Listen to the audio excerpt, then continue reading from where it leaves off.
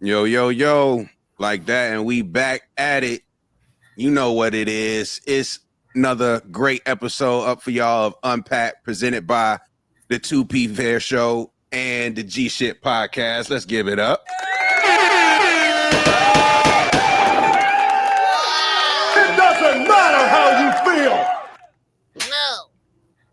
Y'all know we got another special one for you. We got a 3-man weave going right now. Pause, but Q be joining us a little bit later on in the show.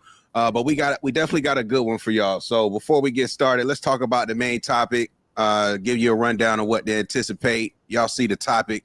Do protests ever work? Black Lives Matter 2.0. Should we care? Trump versus Elon, LA protests. We're going to cover the whole thing, man. So looking forward to get into it. Before we do, though, just want to make sure we go around, do intros. To my left, we actually to my left and my right. We got legends in the building, but Rock Hill's on. Talk to him. What's going on, man? It's your boy Johnny P. Glad to be back. Yeah, we got another one lined up. Hit the like button. Hop in the chat. Super chats get read immediately. And yeah, let's get to it. For sure. What's up, everybody? A Black in the building. Wednesday night. You know how we get down.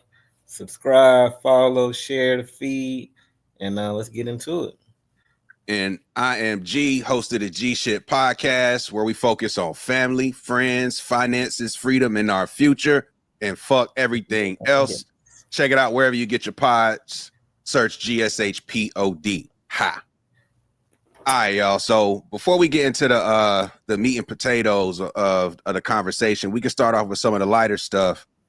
Got to give a shout out to BET for the overall awards, man. I don't know, chat. Did y'all see the BET awards last night? Let us know what some of your favorite moments was from the show. But just want to toss that up first. Just were you able to see it? Did you see the clips? What were some of the highlights that y'all thought from the awards last night? I ain't watching, but from what I saw with Kev, Kai, and Drewski, they had the chat lit, so that part was pretty funny. And I was out of town. I kind of missed it this weekend, but from what I saw, it looked like one of them old school BET awards. It looked like it had that feeling. It looked like, the internet was messing with it, the culture, I'd say. So I got to check it out. But the clips, I got that, what they call it, FOMO, fear of missing out. I fear that I missed a good one. Yeah, I watched majority of it, say about 90%, and I like it, man. Like BET Awards kind of been my favorite award show for a minute now, and I know sometimes the community is hard on it, but I feel like that's really our best award show and probably should be our highest honor. I mean, I know everybody like the validation of the Grammys and the Oscars and stuff, and then you saw what the AMAs just did. They gave Eminem the Rap of the Year, and yeah, right. So BET Awards, I feel like really represents us. Their production quality was on point. They did a nice tribute to Jamie Foxx. Everybody killed it. Jennifer Hudson went crazy. I haven't heard her sing in a minute. I forgot how good she was. Stevie Wonder came out. Introduced Jamie Foxx to get the Icon Award, so he had a great speech and stuff like that.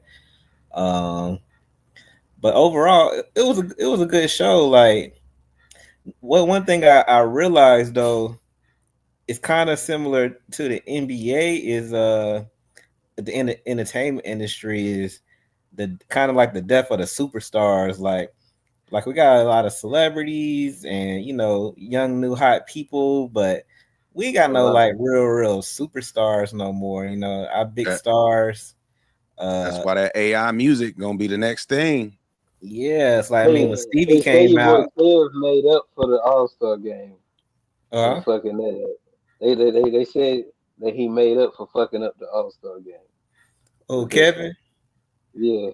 I mean, Kevin cool too, man. I feel like with comedians, other than maybe Dave Chappelle, maybe Eddie but he don't do stand up no more. Really, it's hard to get like really rich, I think, and stay funny. It's something about that. Like the richer they get, like niggas don't be that funny no more. So Kev was cool. Like he ain't give me no like busting out the seat shows, no. And he kind of made a joke. He tried to do a joke about Diddy and Kanye, but it ain't even really go over well with the I crowd. don't know, Like the Tisha Campbell joint was funny. I just saw that one on they the did gram. good. I Yeah. think they kind of. I think That they shit, kind of carried that because they kind of brought the Gina and Pam industry energy back, and you know, so they carried that whole little bit. And I think Drewski in particular, Kai was alright, but I think Drewski in particular should have had like more involvement because every time he came on, he was like hilarious. Like he's way more funny. I mean, I guess Kai not a comedian and nothing. He's just a big Ty just personality. a streamer. He just gotta be there. Yeah, but Drewski is like I could see him hosting it by himself another year because he's like just naturally funny, like and like he just be all improv and shit. Overall, it was good show, I think, man. Now that was like I say the clips. Seeing Drewski because he's been one of my favorite. Like, and I know we gonna talk about the protest later, so I can probably wait to talk about this when Doechii she kind of did this little statement about the protest going on outside while they was in there. And you think that was like do you think that was like genuine? You think it was for clout? You think it was the wrong place, wrong messenger? Like what? Like let's just get to that. Like what do you think about Doechii's statement to speak about the LA protest in that moment at the BET Awards? I hated it low key, because it's like I felt like it was I'm woker than you type moment. And you can kind of even sense it in the crowd. You know, they was like, all right, it's nice, but if you go talk about that, be about that. She could have been out there. What would have been dope, you would have been out there, accepted your award from the live stream. Hey, I'm out here. I can't make it. I'm protesting. Or you go in, get your award, and go back out there and shit. You know, no nice dress. But sometimes celebrities kind of kill me. It's just like, she sat out, got her hair done, sat in the hair dryer, makeup, nails, got a dress all day, drove past them protesting, get up there, and kind of like sour the moment. Like I felt like it felt that's what it felt like. The crowd, it felt a little pretentious. It was like, girl, if you want to protest, go protest with them. But all right, we'll put a brief pause on that because I do got a bigger question from that I just throw the teaser out there. Should Black people be uniting with these folks protesting in the streets? It's a lot of, I've seen a lot of posts on social media like calling out like, hey, Black people, come join us. No need to answer right now, but we're going to get to it later. But the BET Awards overall, I got to say, man, round of applause, man. They did their thing.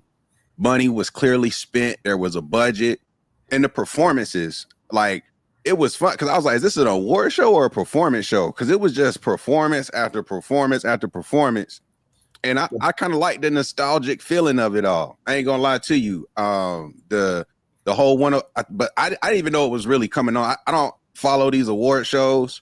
Yeah. All of a sudden, my wife was watching TV, and I was like, "Who's performing?" It was the BET Awards. They was doing the 106 and Park thing at that point, so I saw it from that point on. But I was hooked. Saw that the Jamie Foxx award, that whole honoring thing they did for him was super fire. So yeah, man, like by far one of the better award shows I've seen in a minute, and to the point of it having value. That's what Jamie Foxx like tried to go up there and say, like, in his speech, talking about how this award in particular means more than his Oscars. You know what I'm saying? And whether that's true, false, or what, he said it.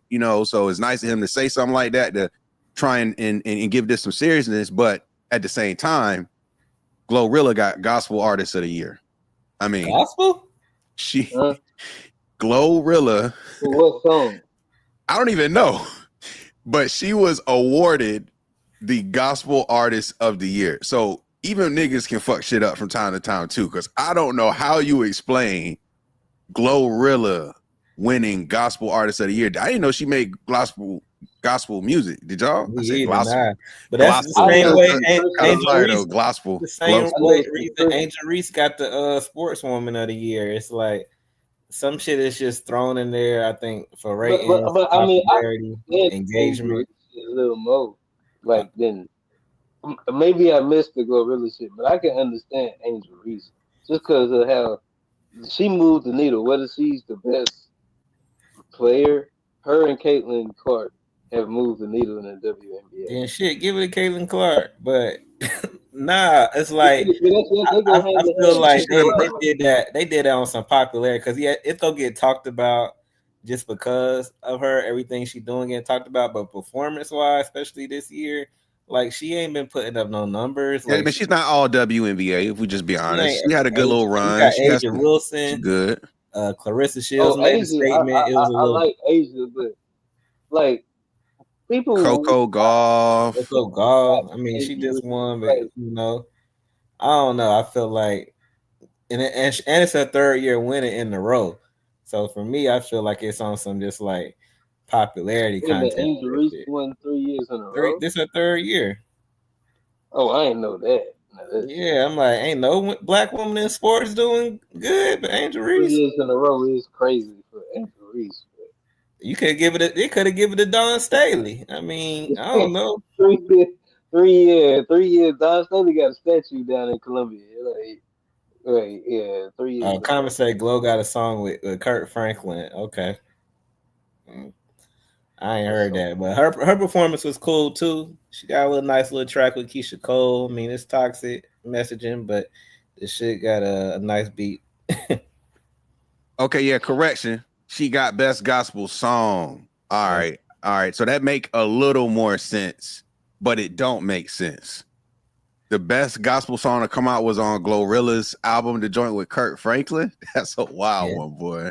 I mean, I guess if it hit the charts and stuff, that's as disgraceful as Eminem winning best rapper. If you really in gospel, how you looking at that? If you really, I'm not really a gospel guy. I'm not gonna sit here in front like I know the genre, but they probably going off charting. It's just like when Kanye won it for Jesus is King and stuff, you know, like if it's charting and it's making hitting the billboards and stuff, then it's probably gonna do a technical play. Yeah, I feel it. Yeah, it was a good show. Some of the performances, what y'all think about Lil Wayne though? I feel like he just keeps showing why he kind of washed.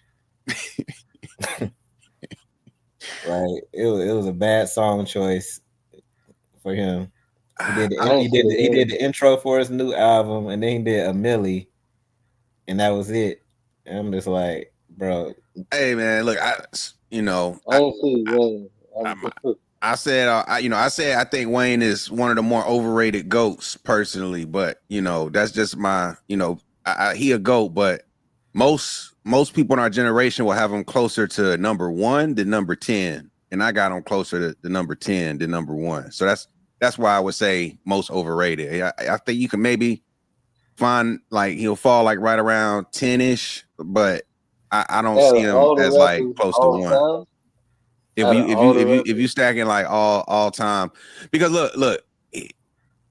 We can get to this later. Yeah, but at the end of the day, the reason why I say it is because, like I said, his bars is they're like how can I say, like he says the craziest things, like his ability to rap. That's why I call him like a Kyrie of rap. He got God level skills across the board. Like there's nothing he can't do, say rap wise, but when you listen to his songs, at the end of his bars, it oftentimes just be kind of like, well, what was that about? Like, it was just like him eating rappers, being the best, like rapping, just rapping, drinking lean, eating pussy, exactly. It's not the most substantive catalog. Impact, if you want to rate, if impact matters to how you rate all time, he definitely gets a boost on impact. I'm not going to deny that. Yeah, even bars and cadence, his freestyle ability, he's easily top 5. The skill is there. Like top 5 skill, I won't deny that. But it's like a skills player in the league. But when it comes to like putting together the album. You can tell in this album he ain't have his team around him. Like I feel like you ain't But got I'm no saying, but like, Baby, what no would Drake. y'all consider rings though? Because like Wayne, like no matter what category you would consider, like he got the accolades. Like, I so mean, it'll be maybe Yeah, like he's one of the most accomplished a decade artists in ago. history. Like he got mad accolades. Decade ago for sure. I mean, just like I even his think features. Wayne should just be like a feature artist right now, and maybe drop a Nah, little. his features go crazy right The now. features are crazy, The features go crazy. I and don't I get think like that helps him because somebody gives him a concept or something. But his own albums and songs, especially this last one, is just like a bunch of rapping, like with no structure, with no concept for real, you know. And it's in the context for a 42-year-old dude is like, where the growth at? You know, where the King disease? Like Nas, like the Yeah. 444. Your peers are evolving with that. Even if you listen to 2 Chainz and Larry June, these rappers that are aging, they're spitting with their life. And Wayne always makes it a point, like it's a flex. Like I don't listen to other people's music. I don't watch TV. I don't watch nothing but sport. Like he always like telling you he out of touch. Yeah. And we seeing it and hearing it in this music, because it's like, bro, you ain't talking about nothing that's going on in the world for real. Like, how many bitches can you fuck? Hey, well, I mean, and like, yeah, we get to it. I was about to say, speaking of what's going on in the world, how many bitches can you fuck? Elon Musk is in the headlines here recently. You know what I'm saying? One of the most notorious. You know, he you know, he could be hip hop too. You know what I'm saying? I know Wayne got some baby mamas, but Elon got him beat. Elon is up there with the Nick Cannons of the world. But this philanderer is out here. Him and Trump have been going at it in recent times. It actually had the whole art here because I think recently there was an apology lifted. But let's take a look at some memes here, and then we'll talk about it here. So let me pull up these joints, man. Let's see. Let's start with this one. Yeah, Trump and Elon have been brutally attacking each other all day. Seriously, their relationship went off a cliff faster than a self-driving Tesla. But as you can imagine, this whole feud is tearing MAGA world apart. Steve Bannon called for Musk to be deported. Some Musk fans called for Trump to be impeached, to which Musk replied, yes. But some more sober minds are calling for a ceasefire. Kanye West reacting to the feud today, posting, "Bros, please, no. We love you both so much." Just a few days ago, Elon was in the Oval Office. Trump gave him a key to the White House. He said all these nice things. In February, Elon tweeted, "I love Donald Trump as much as a straight man can love another man." I want to point out, he says that nobody wanted electric vehicles when Trump himself sold them on the lawn of the White House, knowing no one wanted them. In fact, CNN pointed out that Trump himself bought a Tesla that day, and it's still parked there at the White House. All right, hold up. Got another joint. Hold up. Trump ain't driving that shit. That's how they drive out there in Cali, though. Like, Oh, that's all they got in Cali. It's like Tesla's like Hondas in that bitch. bro, even it's worse than Hondas, bro. It's like every other car. Like Honda Civics out there. This shit insane. Yeah, Trump gonna let one of his kids get the Tesla. You know, Trump's son, 6'7", Which one? Barron. Barron 6'7"? Yeah, that shit insane. I don't know. Like, I don't know how them niggas. Ain't he the Yeah, they youngest? say tall as shit. He at NYU. Do y'all see that shit? Oh, there it go. I got you. I don't know whose son that is. Elon and I had a great relationship. I don't know if we're well anymore. I was surprised because you were here. Everybody in this room practically was here as we had a wonderful send-off. He said wonderful things about me. You couldn't have nicer. Said the best thing. He's worn the hat. Trump was right about everything. And I am right about the great, big, beautiful bill. All right, last joint, because there was a huge update in this roller coaster where recently I think somebody's having regrets here. All right, let me see. I think the old boy apologized. He told him he was gonna get some of the minimums. Phoned President Trump. CNN has now confirmed that Elon Musk phoned President Trump on Monday night. I'm told by a White House official that the two men just spoke for only a few moments. That's a notable development coming after one of the most vicious feuds that we've ever seen between a president and a former top advisor after they left the White House, with Musk and Trump getting in that vicious back and forth on social media last week.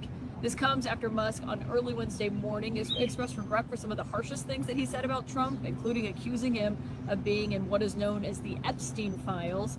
Whether or not this fully repairs the relationship between the two men remains to be seen, but we have seen efforts from people like the Chief of Staff Susie Wiles and Vice President J.D. Vance, who made phone calls to Musk in recent days trying to broker some kind of détente between the president and the world's richest man.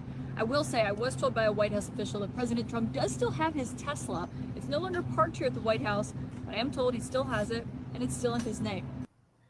All right, what do y'all think? Well, shit, we called it on this show some months back that relationship wasn't gonna last. I mean, you got the richest man in the world who want to be the most powerful man. You got the most powerful man in the world who want to be the richest. And I think you can kind of see it on Trump's face during that one of them Oval Office interviews when Elon was standing up in there with the black hat on, and I forgot something he said, and Trump he made it look like, yeah, this ain't gonna last. But they both was using each other, and we've been called that. So friendship, bromance, all that stuff they calling it was about using. It's about power and being close to power and being close to money. It seemed like Elon was more hurt and kind of saying the more scathing things during the whole back and forth. So I mean, you don't know what these do. You don't know if it's a play. You don't know if Elon trying to get his stock back up to seem like he don't like Trump.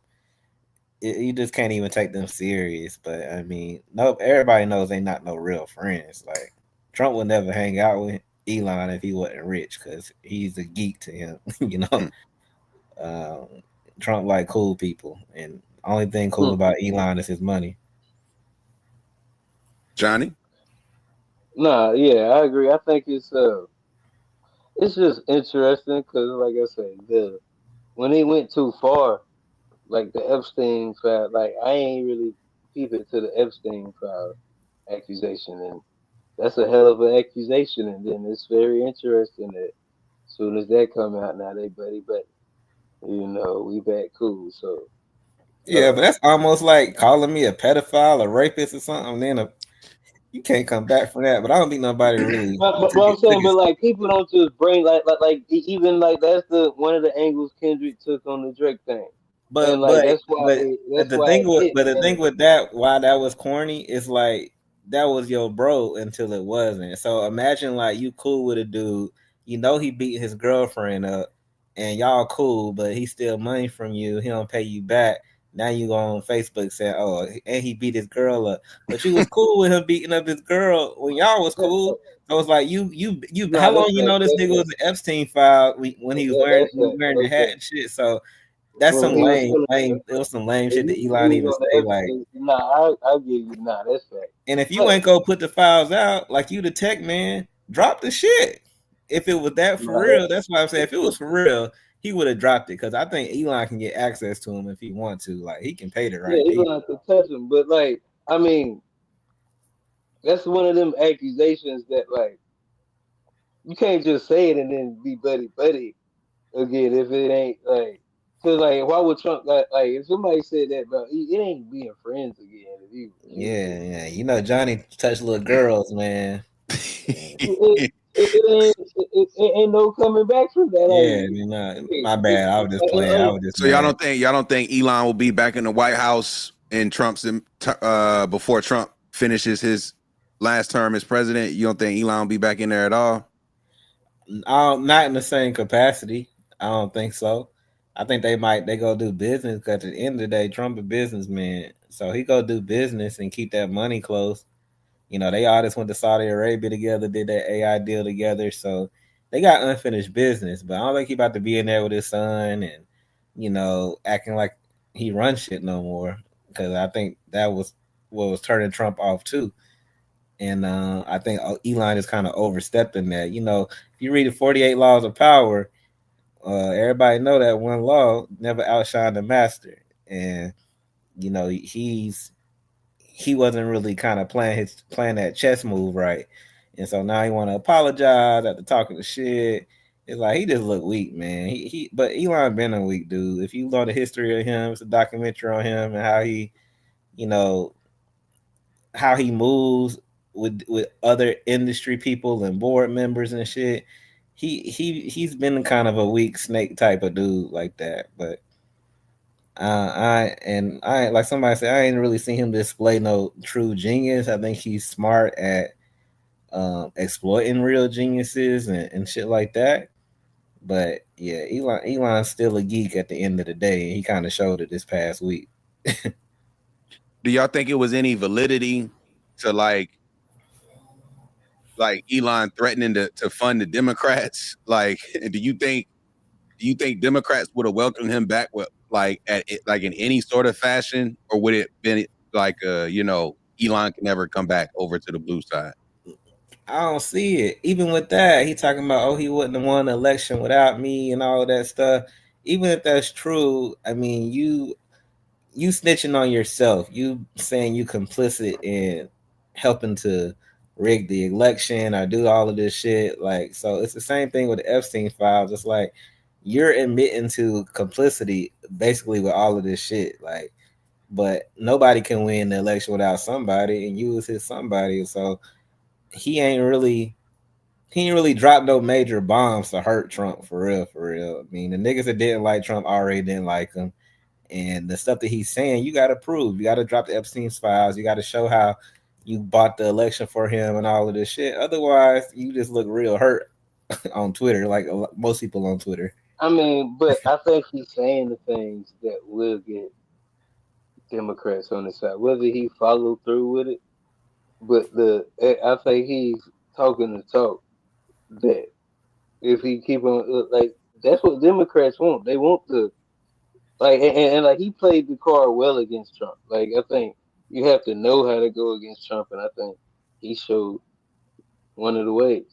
And also the chancellor from Germany did a good job at, you know, poking the bear when it came to Trump too.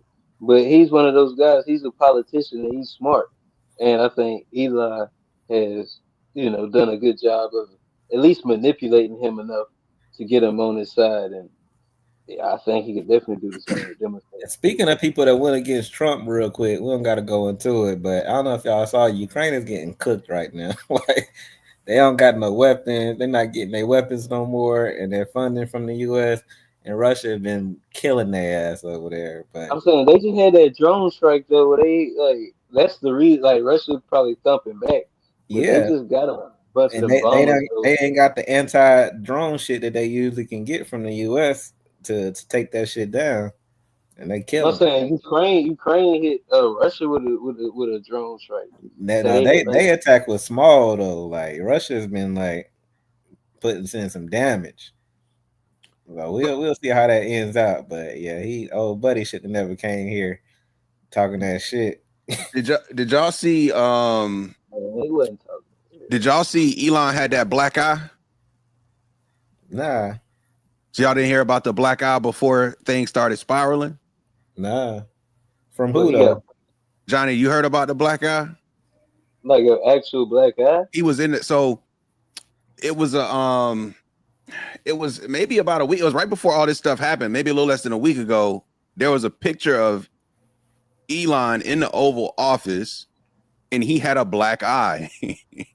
And niggas was like, "What's wrong with this guy? Is he just on drugs?" And a story came out that they actually got in a fight in the White House. Elon and Scott Bessent, whatever this dude's name is, a gay lawmaker. I don't know if that. I'm reading the headline, so I don't know if that's true, but it's funny as hell. I don't know. I don't know why you would put that in the headline, but the headline reads, did Elon Musk really brawl with gay lawmaker Scott Bessent? Here's what the White House has said. But that's what's being reported, is that they somehow got in a physical altercation, and that resulted in Elon getting a black eye. And then from that, things like started happening where like Elon was like, I'm done with this, basically. That sounds like some South African shit, bro. Came to America, got your ass beat. It's crazy. It's like Elon talking all that shit, and then somebody damn ruffled his little ass up and was like, put them paws on his ass. Them LGBT paws. You better get a personal trainer out here. It's June. It said Musk body checked the secretary Bassett.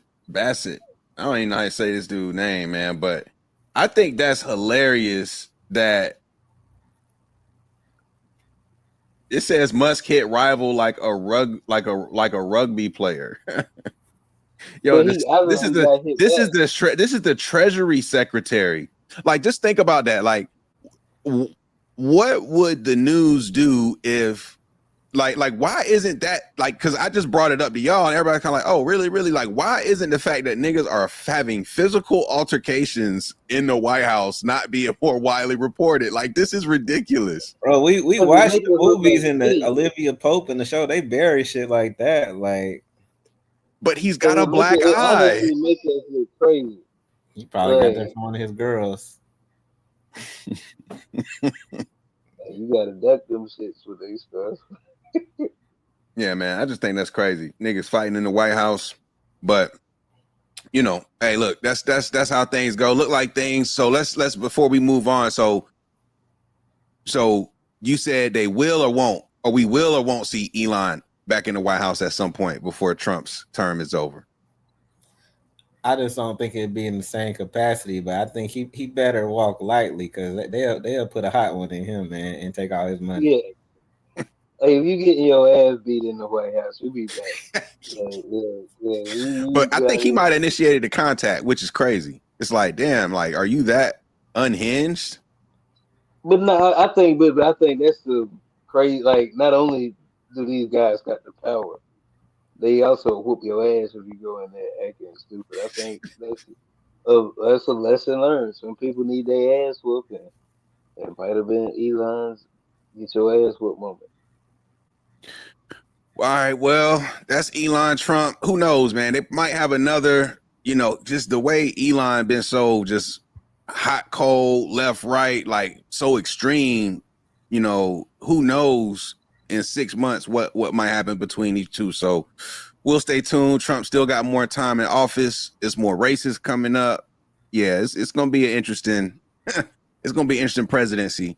But moving forward in the show, we got a few more memes that I want to play here.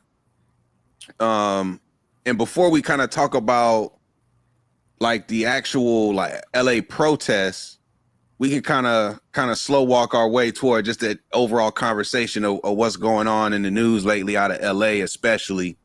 But before we kind of get into these memes, I'm just curious to hear, as it relates to these ICE raids, which essentially sparked a lot of these protests.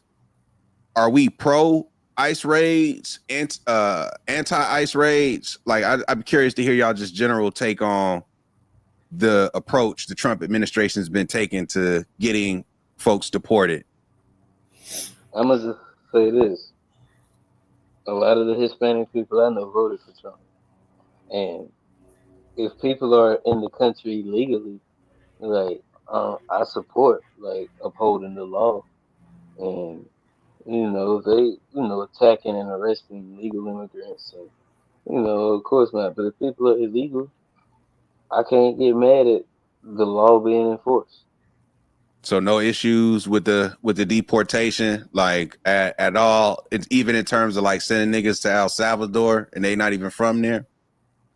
I'm saying, I don't agree with. I saw a bill in Alabama where they talking about sending uh inmates to foreign countries. I don't think like hell no, I'm not for that. But like illegal immigrants, I mean, they're illegal, so I can't get mad at the law being enforced.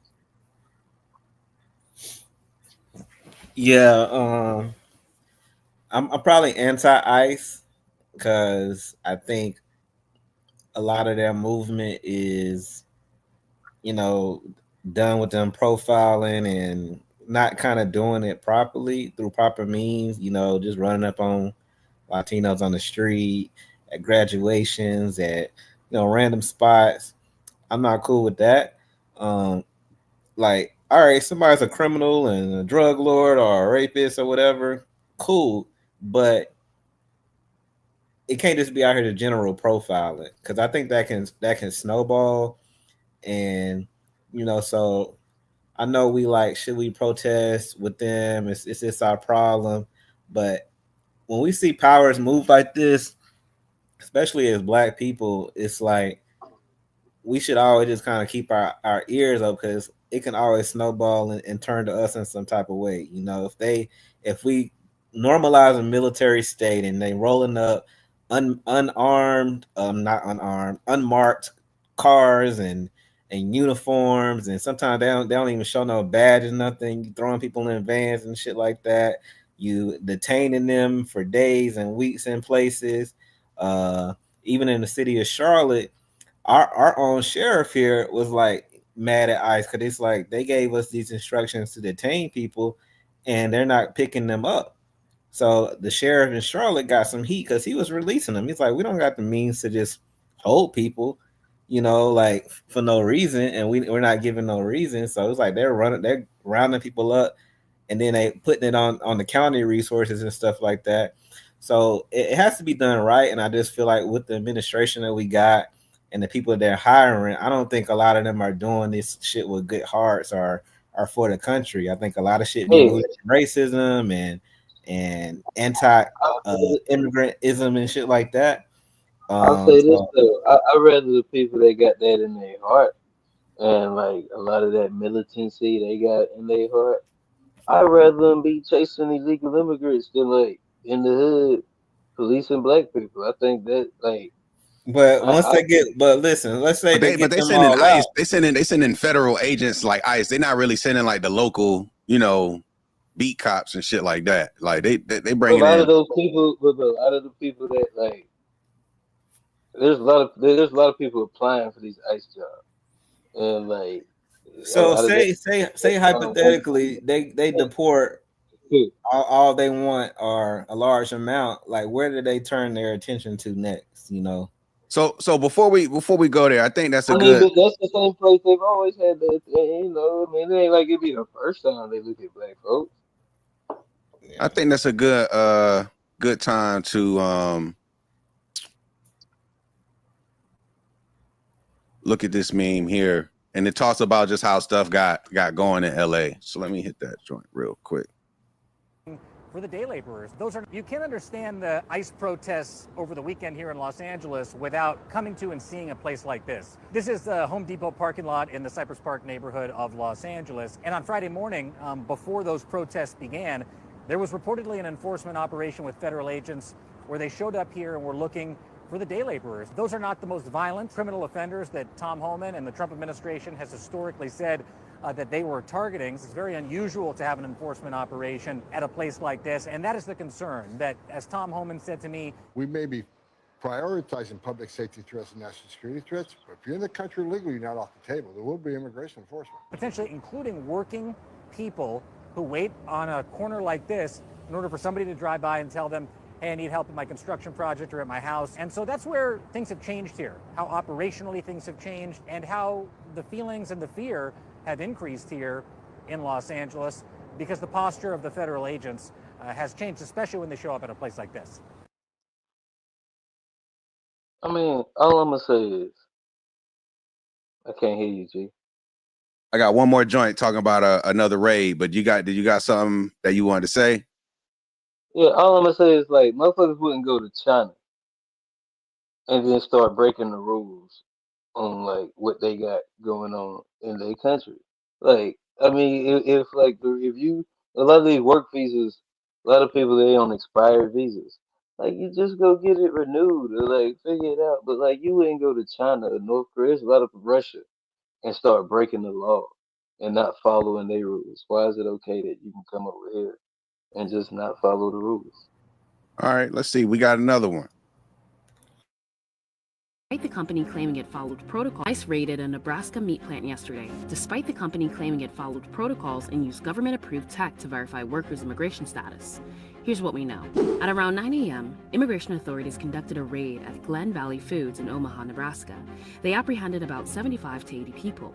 According to the Associated Press, the president of the food packaging company, Chad Hartman, said the company's front office was shocked by the aggressiveness of the ICE officers. The plant uses E-Verify, a federal database designed to check and confirm the immigration status of employees. Hartman expressed confusion about the raid, saying the company relies on the government-mandated system to ensure compliance. When he asked ICE officers why they were being targeted, he was told the E-Verify system was broken, according to the Associated Press. He told them, "This is your system, run by the government, and you're raiding me because your system is broken?" Immigration officials notified the Omaha Police Department in advance, but the company said it was not warned ahead of time. According to Hartman, ICE agents identified about 110 individuals suspected of working with false documentation. A small group of protesters gathered to oppose the raid. For context, the Center of Economic and Policy Research, a think tank, has concluded that more than half of all meatpacking plant workers are immigrants. What do you think about the rise in ICE raids? Let us know in the comments. Yeah, like the rise in the raids. I mean, like, so like Johnny, as somebody who's pro, like, do you feel like I'm not what pro. those I'm not examples? pro, brother. I'm not pro, bro. I'm not pro. Oh, you're just not anti. Yeah, I'm not like they should go get them, but like No issues with them rounding them up. get them and it's illegal. Like it's hard to justify it if you actually illegal.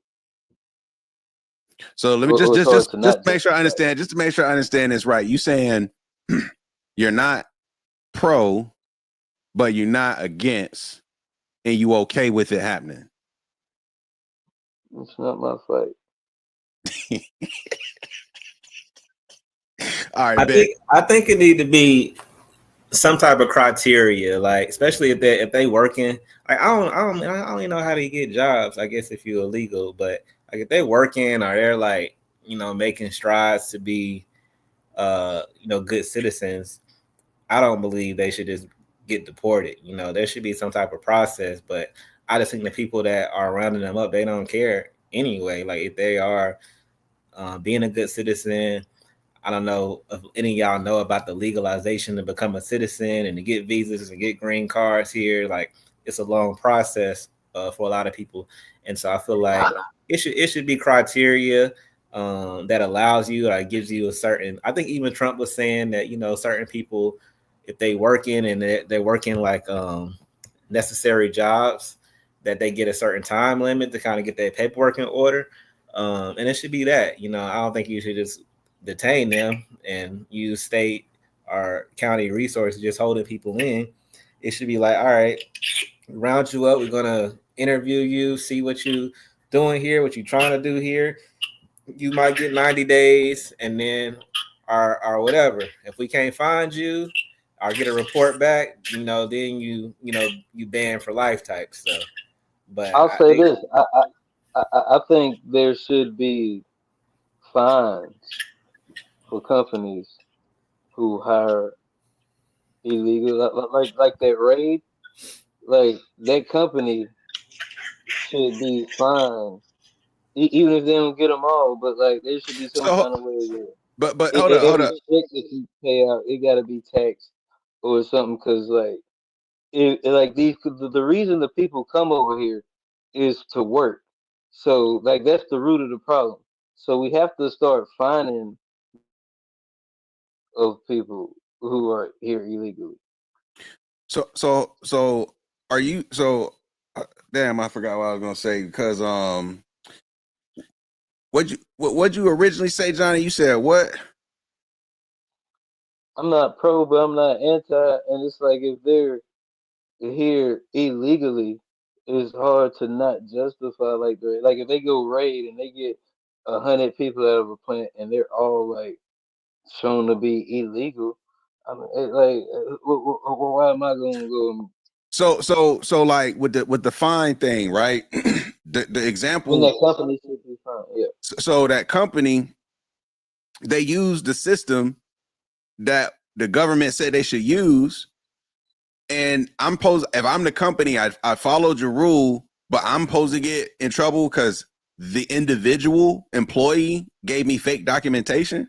Like I'm supposed to be in trouble because they have fake documentation. You think I should be held accountable for that as the employer? Yeah.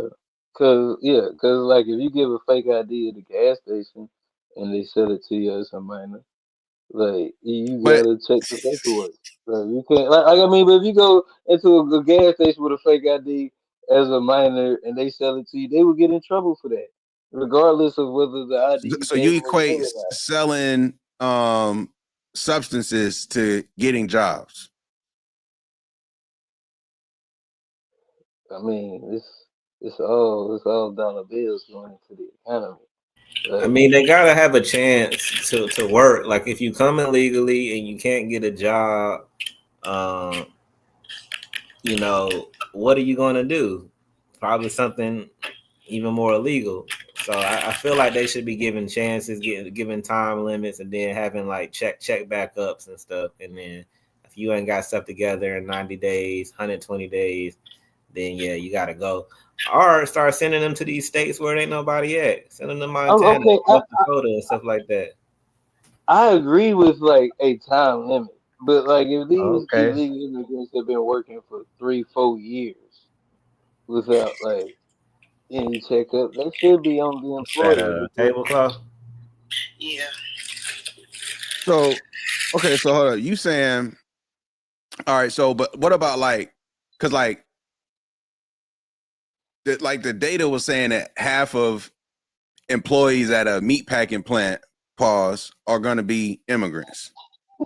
So, but hold up. But so it's like when the officers, it's like the police can go to the hood and find some crime because you know if you go to a certain area, you're gonna find like crime. Like so, it's like you showing up to these places where you basically can just like shake the bag and see what sticks. Like, do you feel like it's okay for them to like profile all of these suspected people with like very little things to define why they are being, searched or detained? Like, we suspect. Like, what does that mean?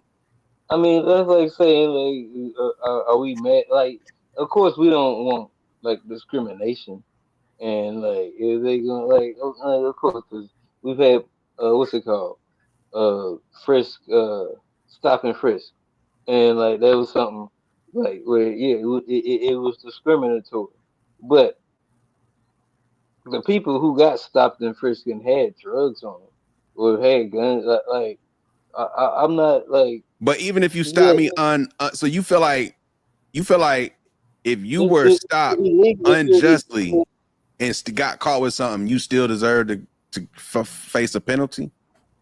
If I was breaking the law and I got caught, like this is something should happen to the cop too. But like if we're talking about like they're going into places and finding people that are illegal. And like I'm not saying if they're detaining people that are legal immigrants and their visa status that's wrong as fuck. They should not, and discrimination will get you to doing that. But I don't hear a lot of cases of like people being wrongly detained. I've heard spots and there's been times that it's happened, but like if they're illegal, like it's illegal. And it's just like they also, like somebody was saying in the comments that the people offering jobs to illegals should be held accountable, but it's jobs nobody wants to work a lot of the times. Like when I travel within the U.S. and I go to hotels, it is nobody but Spanish people, people from South America, people who speak no English at all, that's doing all of these service jobs that a lot of people in our community feel like they're above, But we're not. We shouldn't and be. these And that's they on making us. these companies go. They doing a lot of the farming jobs, the construction stuff, not the high level construction, the day workers and stuff like that. So it's a big market for them. That how do you hold the business people accountable if you need your business to roll? And these are only people that will work for $10 an hour and shit like that. But like we just had a podcast talking about like what's AI gonna do with jobs and what people gonna do, and these are just jobs. If we think we too good to work them, that's on us. But like these are obviously jobs that are people are willing to break the law to come and work, and they talking about bringing back jobs. You could like what you said. The meat packing pause was 50% immigrants. Like you could kick them out and hire that other 50% to be legal worker, and that would help stimulate our economy. Whether we think we're too good for the jobs or not, that's on us. But like we have to be like if AI is about to take a lot of jobs, we can't also be the same like community that's like, oh, we're too good to do that job. Like I we mean, as Americans, AI we're about to talking clean those toilets and change the bed sheets and stuff. But And if AI take your job, you might have to clean the toilet to get it paid. And like, niggas gonna be out here robbing before they do that. Yeah, Like OnlyFans. I think OnlyFans ruined it for like women, definitely. OnlyFans, internet. Like, I think, and honestly too, like the service industry, in my opinion, like the DoorDashes, the Ubers of the world, like most So we too people. good to work jobs as Americans. Let's Most just be people will honest. say, "Nah, I'm gonna do DoorDash before I go work at a meat packing factory." But that's what's wrong with our economy, and that's like part of the problem. I mean, like there are jobs to be had. Like if we don't want to work them, like But a lot of people don't consider them we don't jobs. want the Like, people. if people don't consider, you a man or you a woman if you do certain things that are beneath you just because it's a job, just because it pays. Like our women are gonna sell pussy before they go work in a hotel and be cleaned up after strangers. I'm not gonna shame. I'm not gonna shame her for selling what's hers. I'm not shaming. I'm not But shaming. like, I'm not shaming. I'm saying that's what but they're how gonna is that? choose. But They're gonna how is choose that that. not They'll beneath them? choose prostitution before that, because All right, that man. feels as beneath them. I Well, believe that's in on our capitalism. society. That's on our society. If you don't think selling pussy is above working at a factory, like that's a moral issue And that as we soon have. as them Spanish girls learn some English, they gonna be right behind them too. Shit. These women is not about to be. These women is not about to. It's about to be this. When AI take over, everybody gonna be selling ass. The men, the women. It's just like I don't know where they'll get the money from though, but it's if ain't no jobs, how people go buy the ass? I don't Shout understand. out Tara G. She said she ain't. Yeah. I mean, there's some Like people that still got some morals. Like we were whoa, talking about the Tyler Perry movie earlier. I know y'all ain't watch it, but that lady was going through it, and she probably should have sold some ass in there. You said all else fails, ain't no reason for a woman to be broke, huh? that's the Black. moral. He said She got every That's what evicted. moral. She got evicted. She lost a car. She got a kid taken. She could have been She got Panelist. fired all in the same day. Eventually, it was like, all right. I mean, Bro, nobody have a day that bad though. That's what I was telling. Like that's some victim shit, bro. No, that shit was terrible. No, yeah. Then what? he put. I don't want to spoil it. The little twist at the end, and y'all might end up watching it. But Now you ain't spoiling nothing for me, brother. You go I ahead ain't and let it fly. Spoiler alert. spoiler alert. So at the end of the movie, she's doing all this shit for her daughter, right? But it turns out her daughter had died the day before. So she was still like in a state of shock, not really accepting that her daughter died. And so she's still kind of going through the motions of her life. And so they replayed all of this shit where you thought her daughter was there, but it was her talking to herself. And like, it was kind of like on some ghost type shit. 6 cent shit. Yeah, like she hadn't fully accepted. So in the end, they told her like, yeah, your daughter died last night. So she had this whole bad, crazy day because she wasn't fully accepting that her daughter had passed away. So it was alright. Like I called it I actually trash don't before make I it. watched it. I actually I give don't it a make mid. it I give it a either. mid level, but Like, but that's what I told. So I was like, I don't like Tyler Perry movies because they make us out to be victims, and I don't feel like no victim. And to watch that movie, it just proved everything like that I said. It's like she was a lot of that was circumstance, but I don't think nobody got that bad a circumstance out here. yeah. I mean, Everybody. I don't have some bad days, but I mean, I'm not a single mom, and I've definitely had some days when the car fucked up, the bill due, like I trip and hit my knee, and just one thing after the next. I ain't had it like that, but I can see some of that being realistic. I can see some of it being realistic. But anyway, that's off the topic. Back to the immigrants. Man, let's just do a little. We got a close game going into the top of the fourth quarter here. OKC up by 2. Looks like. What's gonna happen here, fellas? Who you got here? Who you got here? Close getting this game. Game 3 going up 2-1. I'm going with OKC, Indiana. man. Right, Indiana down 2. You going Indiana? Indiana at home. Give me Nah, what I'm the going hell OKC, man. If you ain't had no league on them going into the fourth, they about to go ahead and close it out. If I had to place a bet right now, I put the bet on. I'm gonna give it to Indy. I think Indy at home, close game. That's not where you want to be with OKC and Indy. OKC don't really want to be in a close game with Indy going into the fourth quarter. So if they don't do something here, top of the fourth, it's a wrap. All right, we got 2 Indies, and I'm OKC. We'll see you in 20 minutes. We'll see. All right, so in the same like lane of the actual ICE raids, I think also before we get to the protest, just the interest in something I think one of y'all mentioned earlier, but just the here, let me just look at some of the contradictions here as it relates to these protests coming up. Like for example, what do y'all think about this one here? Hold on.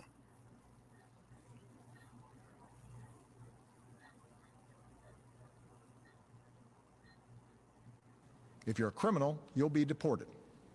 If you plan to enter the U.S. illegally, your chances of getting caught and sent back just went up. The actions I'm taking are not only lawful, they're the kinds of actions taken by every single Republican president and every single Democratic president for the past half century. One of the things that you might have saw there on the joint here, let me just go back and pause it here. Pause. Let me see. Let me see if I can make that zoom in a little bit. Let me see. The numbers. Yeah, I can't zoom in on it. I can see them. You can see them? Yeah. So just looking at the fact that these are some numbers. Now, to be fair, we didn't verify these statistics, but just looking at the graphic here, we got Obama talking about, deportation. I mean, to be frank, very similar message to what Trump's been saying in terms of, look, if you're not here legally, you are you better be running. And it talks about how he deported over 3 million people in his time as president. Now, granted, that's over 2 terms, not 1, right? So you got to keep that in mind. And Trump in his first term had around 1 million, right? So I throw that out to say, is it the messenger that's the problem with this? Like, are people really protesting the actual deportation and ICE, or is it just Trump fatigue, if you will? Like, is this just displaced outrage at the wrong people? Because if Obama had said this, doubt California would be up in arms the way that they would, just as something to throw out there.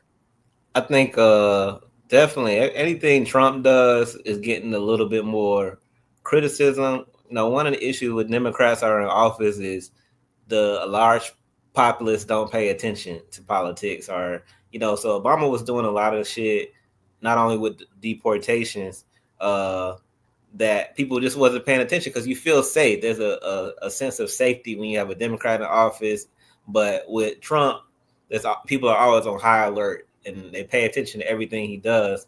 So, is the same intent there? I don't know. I do feel from a black president, it's like, and him kind of, being what people would call, I guess, a tether or half African, white mom, not full-blooded American, as some would say, having that strong stance was a little odd. But like even what Obama said, it ain't no different than any other president. They all get in there. That's one of their priorities is to, get people out of here that ain't American or not American legally. So, of course, with Trump, there's no good he can do for a lot of people. And everything he does is going to be kind of like under a microscope and seem more sinister, more diabolical. Like I do think he puts the battery in the back of people that enforce his law a little more, like the ICE agents and stuff. And but I think when we start paying attention to it more and we seeing the videos more, everything just seems more sinister. But Obama was doing it too. He had people at the border and detained in those camps and shit. That was a whole thing. But people only pay attention to things when they're told to pay attention to it. I mean, but it's been going on. So then go ahead, Johnny. I want to get to your Drew too, but I want to just like throw this out. That leads to another question then. But Johnny, go ahead. No, but I think the messenger does matter. Like I think the way you deliver the message matters, and I think that's the issue with Trump that he's having, and this is with a lot of the things that he's having. But the principle behind the matter is something that's been echoed across party lines, across administration, but it's just the way that Trump goes about it. But Obama did 3.2 according to the numbers. Trump did 1 million in his first. If he got a long way to go. He probably gonna catch him, but like it's not like he's the first person that has been deporting people that are here illegally. And that's my whole thing. Like if they're illegal, they gotta go. So my question is, like we said, it's not something that's really, I think we kind of all agree that like these aren't new things that's happening per se. Like these things have been going on, arguably even more extreme conditions. I think Trump does it more extreme in terms of like sending niggas to El Salvador and like all that. Like that's definitely like very dramatic. Like telling people to say you need to come pick up your illegals is like hilarious. But so I think that's what makes it more, polarizing to some degree. But like with that said, why do you think this is such a hot button topic today versus like why is immigration today causing this sort of anarchy in the streets, not just in California, but we're starting to see this now pop up in several cities throughout the nation? I think it's buyer's remorse. Like, there's a lot of people that voted for Trump that across, racial lines, but they're now seeing what he's really about. Even Elon Musk for a second was like, I don't like this guy. Because they see how he's moving, and I think they voted for one thing. And like when he talked about, I'm deporting criminals, they thought it was going to be criminals. And then he kind of, monkey wrenched it, didn't do. But I think a lot of it comes by like there was a lot of support for Donald Trump. He didn't necessarily live up to what people expected of him, or maybe some people did expect it, but I think a lot of that's to support. When there's a lot of love, there'll be a lot of hate. And I think he's one of those polarizing people where you either really love him or you really hate him. And this is one of those breaking points. I think the most of our media is still pretty left and liberal dominated, and it's just a matter of selective outrage. They care about stuff based on what you're told to care about.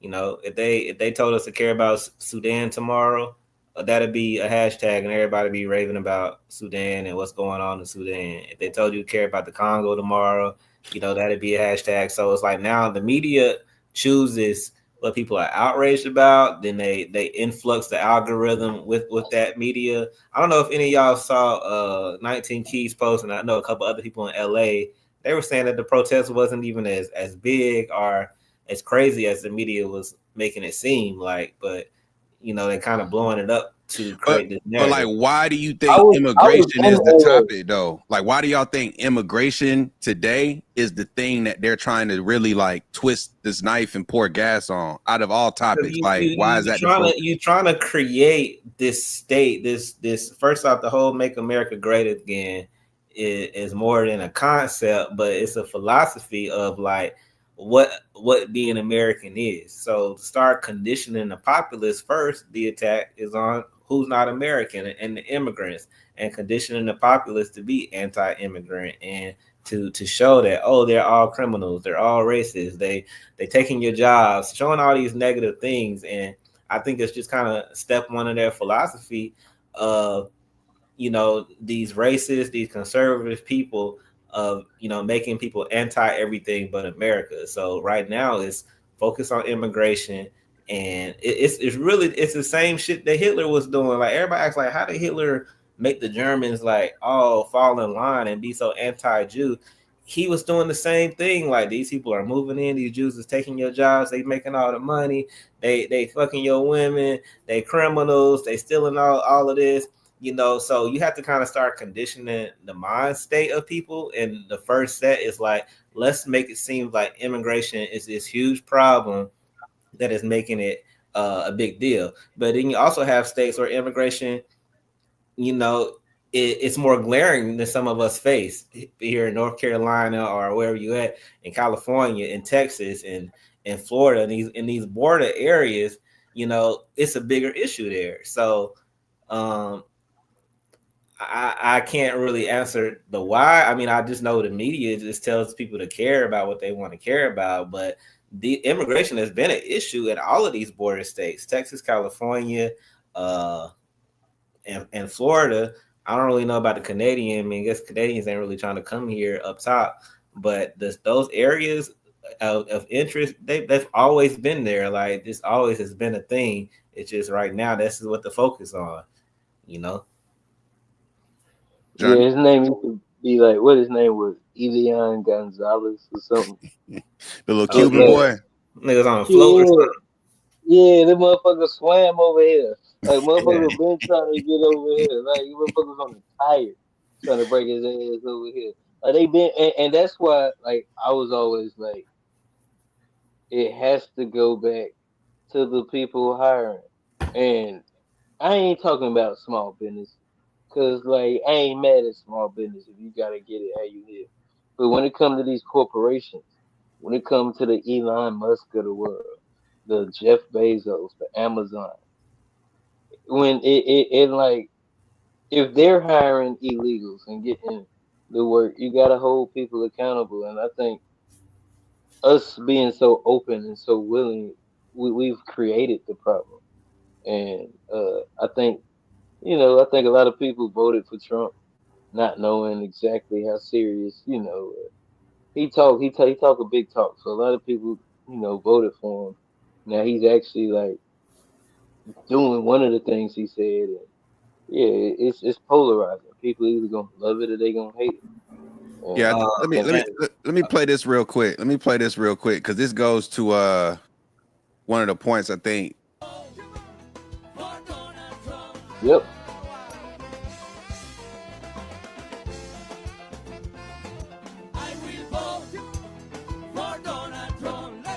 I will vote. Donald Trump. You gotta roll the R. That shit rocking though. It ain't rocking, boy. I need some salsa chips. I'm about to say I need some tacos, some burritos. But look at the difference between the Floridian Latinos and then below the ones over in Cali. Do you think they united on this issue? Do you think the people up top got regrets for putting on for Mr. Trump? Well, also like California borders Mexico, so it's a lot different than like. And they also a Democratic state versus a Republican state.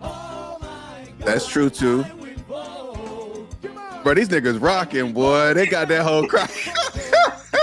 That's why I like it. I know a lot of Hispanic people that voted for Trump. And so like, I will vote. Yo, this shit on iTunes. Now you can say what you want about black people. I don't know if we got no song like this. Like, I will vote. Hey, I will vote.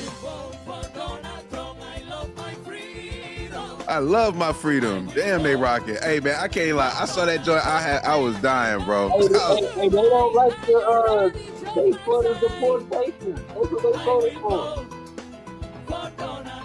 Hey man, I thought that joint was so funny that these folks didn't voted for this, man.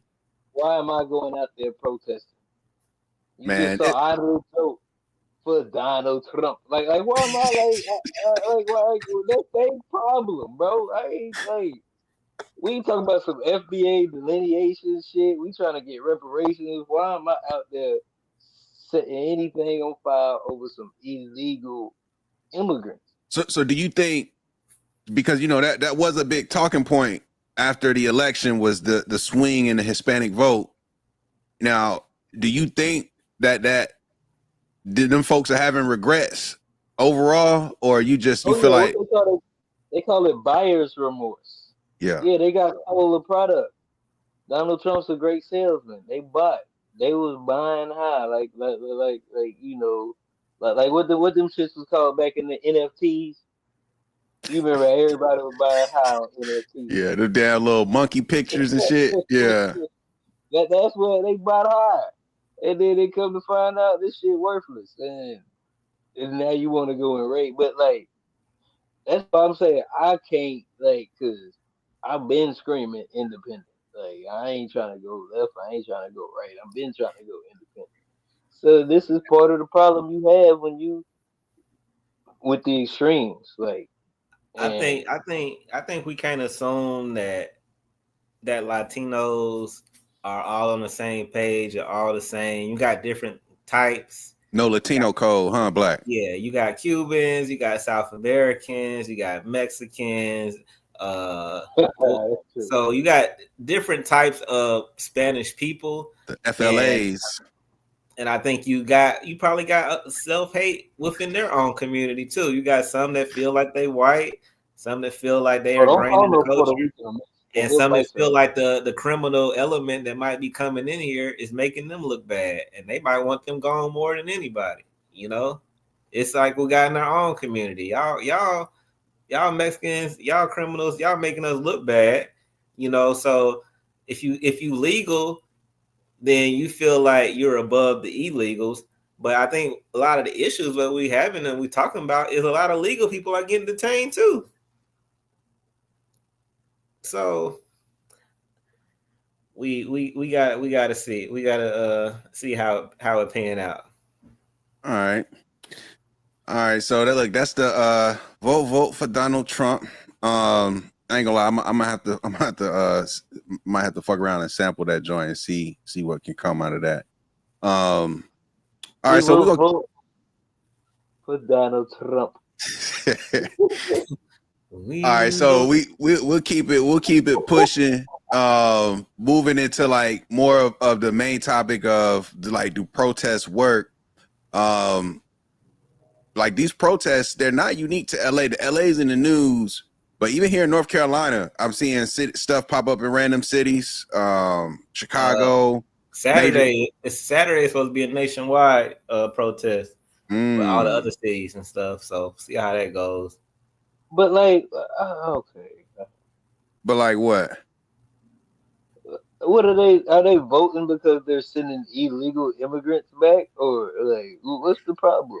I saw about because of the use of military force.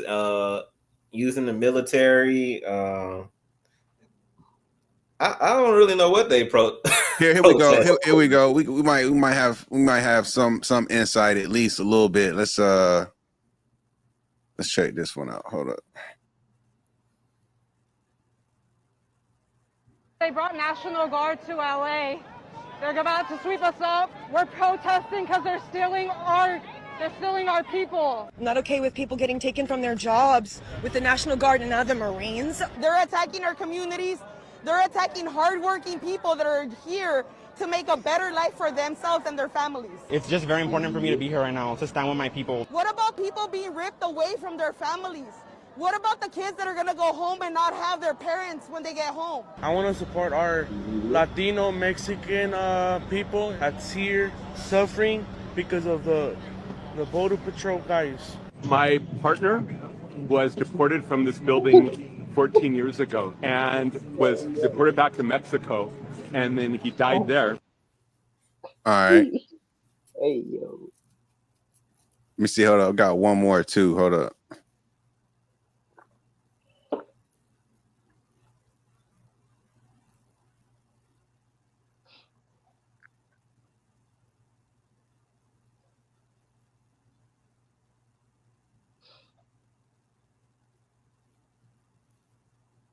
Taken over Los Angeles, with at least 56 people arrested this weekend as they rallied against Donald Trump's nationwide immigration raids. Authorities declared downtown LA an unlawful assembly area and ordered anyone in the vicinity to leave immediately as they deployed rubber bullets and tear gas on demonstrators. Rioters have set driverless Waymo cars on fire, looted stores, and created blockades on the 101 freeway.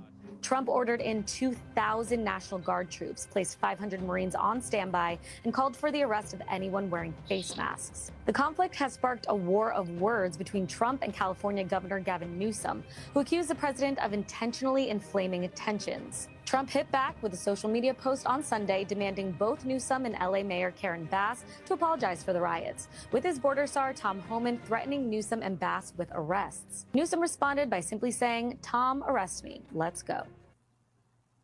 All right. What'd you think? I mean, so it seems to be National Guard is playing a big role in this. Like, people's alleged reason for having these protests is more so about like the amount of force, it seems, and aggression being used to carry out, this mission. Is it too much? Is it not enough? It's probably too much, but you can't meet their force with force, because that's what they want. They want a reason to turn it up on them, and that's kind of what they're giving them. When you see people on the street with face masks, waving Mexican flags, like, that ain't gonna fly over optically. Like, you wanting to be in this country and you waving another flag and you destroying property and stuff.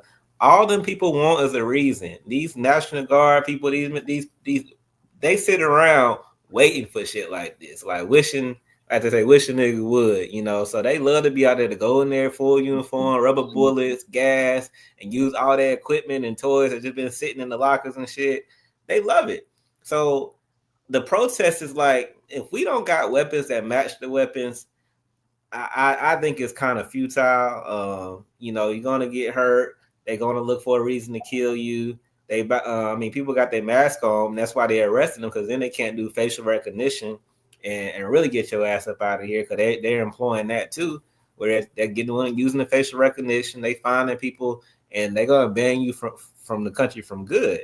So I think just revolutionary shit in America in general has to evolve. Like the protests in the street, the marching in the street days are done, because we ain't got the artillery to go against them. And we keep seeing time and time again that, they've been doing this since the water holes and the dogs. Like, they're going to use that shit against you. Now they're way more advanced with what they can do with the gases, the nerve gases, and all of this shit. So, I just think everybody needs their own leader, and they need leader to do coordinated strikes, coordinated attacks, and not attacks, because you don't want to attack these people either. Because, like I say, they have a reason justified to use heavy force.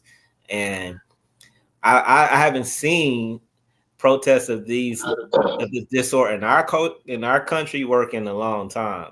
which is kind of the theme of our topic. Like, what's the point of it? And I shared. I don't know if you got it, G, in our chat, the announcement of Trump announced today that he wants to reinstate the Confederate names of places that were removed and taken. Oh yeah, I saw that link that you posted. And, yeah, so people protested for that. It was protests for statues, pulling stuff and all that. So if that's just easily reinstated again, that's another thing showing that it didn't work.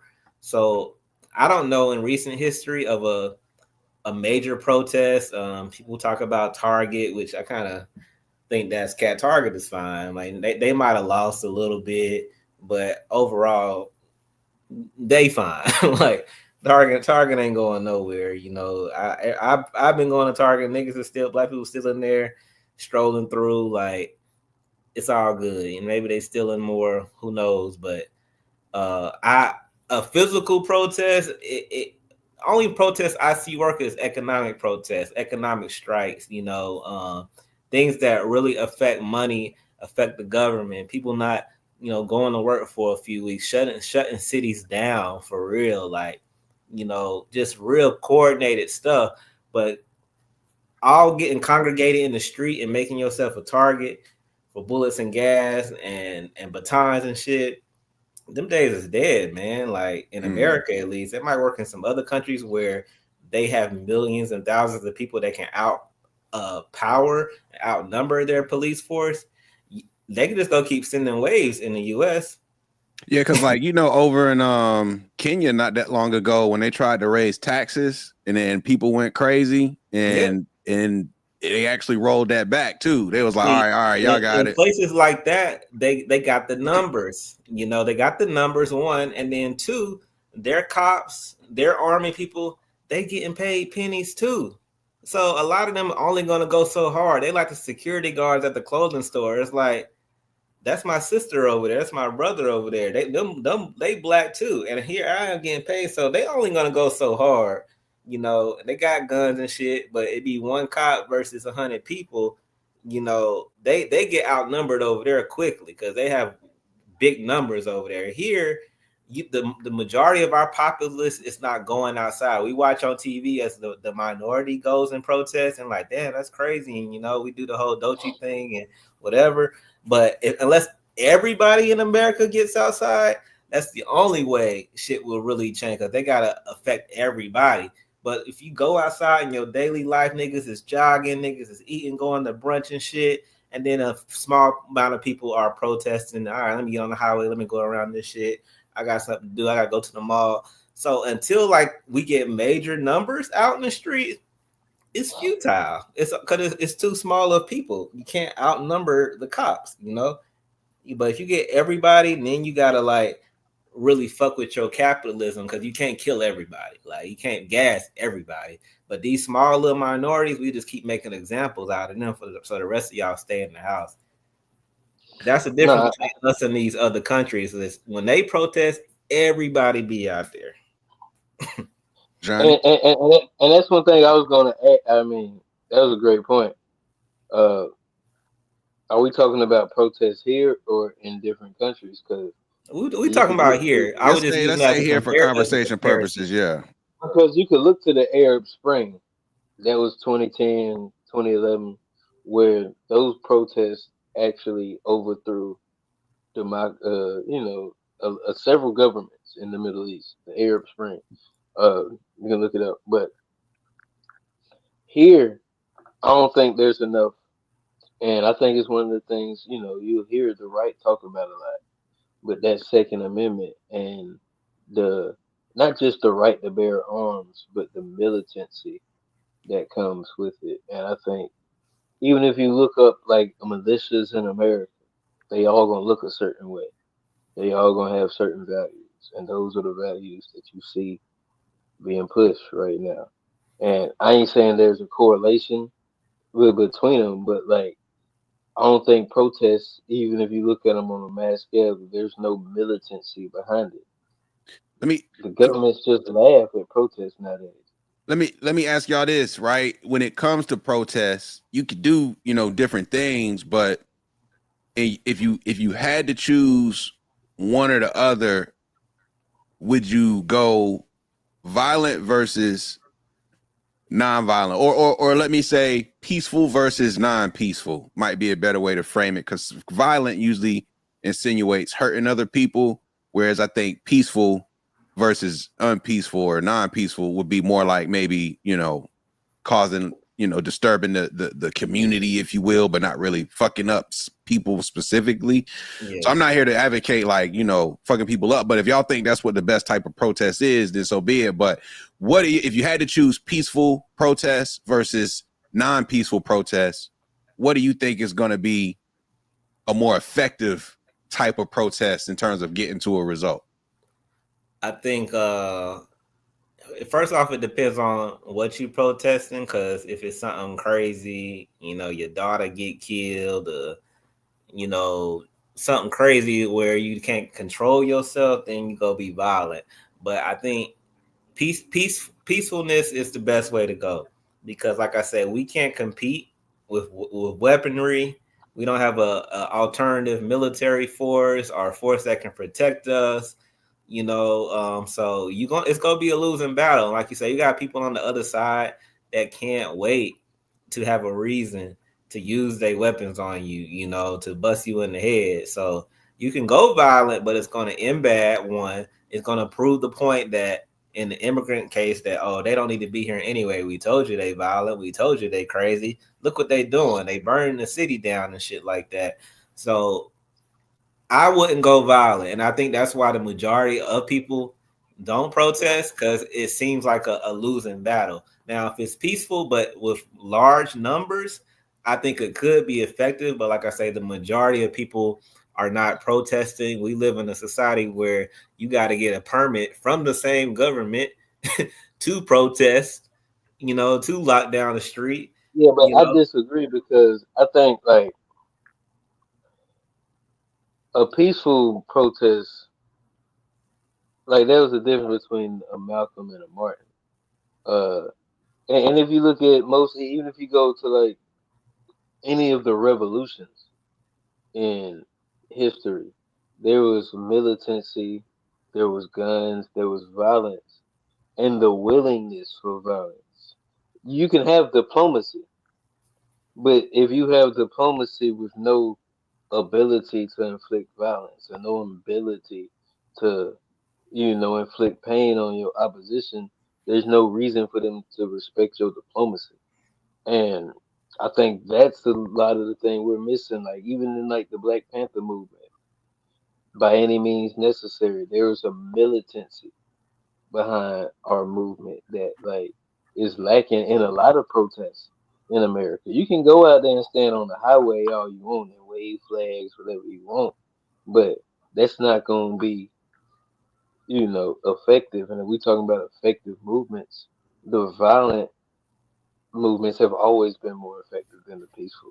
Like, how did this country get started? They went out and fought a war.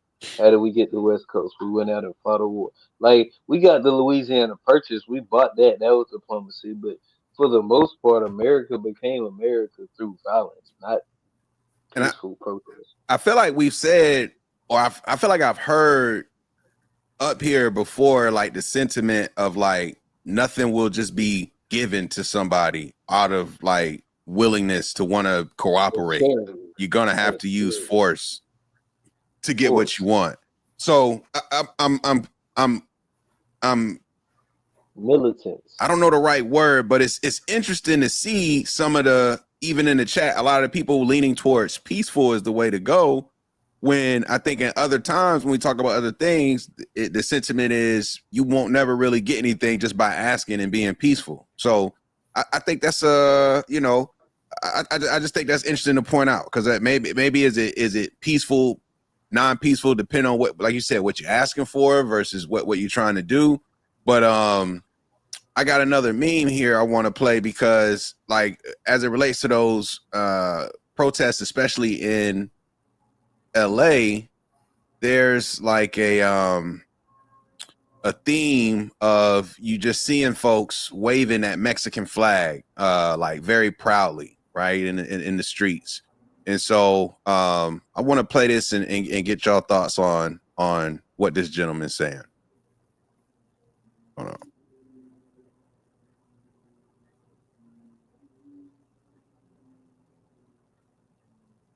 Is how they're going.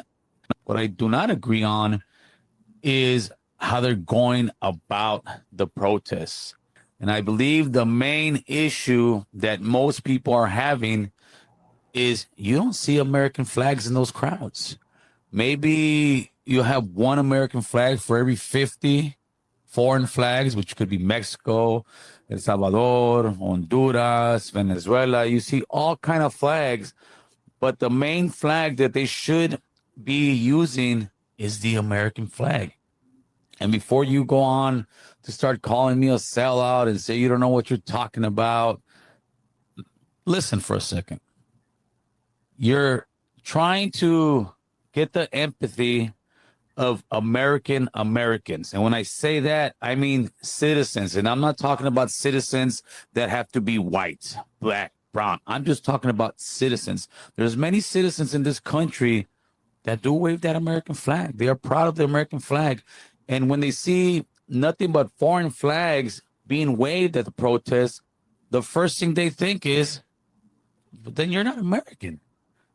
Why don't you go back to Mexico? Why don't you go back to Honduras? Why don't you go back to wherever you came from?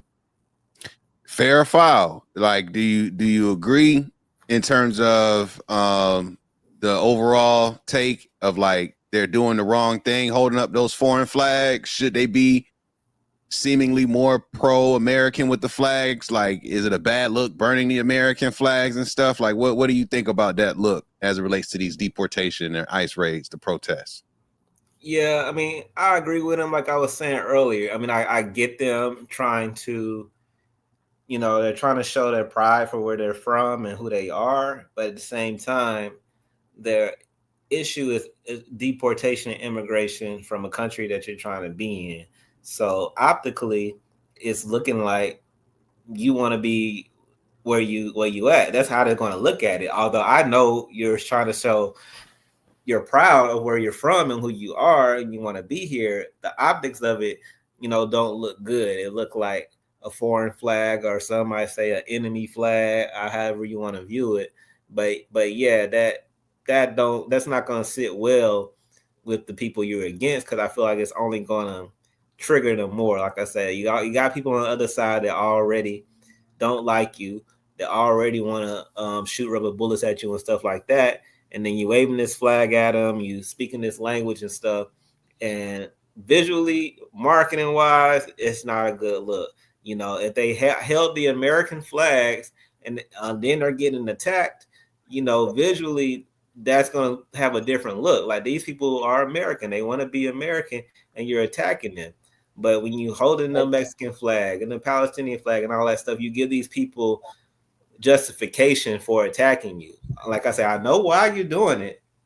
But I think that's the difference, Black, between because that's one thing I said on To Be Fair Show a couple weeks ago about, like, not just being FBA, Foundational Black America, but just being a foundational American. And, like, are we identifying as Black, or are we identifying as American? And a lot of the privilege that if anybody of color, not just Black people, but a lot of the privilege we have in this country comes from being American. And like you say, these protests, if you're not holding up that American flag, if you're not identifying as American, you're going to have a hard time getting people who identify as American on your side. And I think, it's a strategic miscalculation when you in these, because it's a different protest than the Black Lives Matter, but I think them having the Mexican flag, the Venezuelan, the Colombian flag, it's a strategic misstep in wanting to get people on your side, because there's even that identifies American. And then the burden of the flag is extra, It's like, that's crazy. That's like, that's what I was gonna say. Like, I think that whole like the whole idea of protesting ICE raids burning American flags and holding up a foreign flag is silly. It don't even make sense. It's really like it's really like fuck your couch type of behavior. Like that's really what it feel like. I ain't gonna lie to you. As an American seeing that, I'm like, damn, these niggas really like fuck your couch. Like we here to stay. And so I just think that's interesting. My only sort of like way where I give it some logic is that I do understand like that technically like the majority of California descended from Mexico. Like that's probably the majority of the population are former or descendants of Mexicans. And so their appreciation and their affinity for Mexico is something I probably can't even really relate to. So if I don't have that, that lineage based in Mexico, then I probably don't feel the same. But those foundational Latin Americans, they might feel a certain way about that pride over there. So I don't know, maybe that's causing them to rise up. Okay. What's going on, fellas? Welcome back, Q. I'm back. Welcome back. Hey, happy birthday. Oh, what? No, I've been here since it's been my birthday, but it is Todd's birthday, so happy birthday to her. Yeah, had to knock off all the things on the checklist before I joined. But if y'all could, where y'all in the conversation? I missed maybe like the last 20 minutes or so. So yeah, we talked about the ICE raids, just overall ICE raids, and now we getting into the actual LA protest and things. Is there a common consensus amongst the panel when it comes down to the ICE raids? For it, are we against it? Do we care about them also as a part of the ICE raids? Pretty much hopping out them unmarked cars, throwing little kids that's actual Americans. Throwing them little, Johnny don't care. Johnny don't care. Johnny don't care. Yeah. If they're Hispanic, fuck them. Yeah. Johnny's with the profiling. Johnny said you deserve to go to jail even if you profile. That's what he said. Johnny, what wasn't you just in LA? Most of LA is Asian and Hispanic. Stop that. Oh, Johnny, you said niggas who get profiled are criminals, so they deserve to go to jail. No, I said if they're arresting people and they're not illegal, it's fucked up.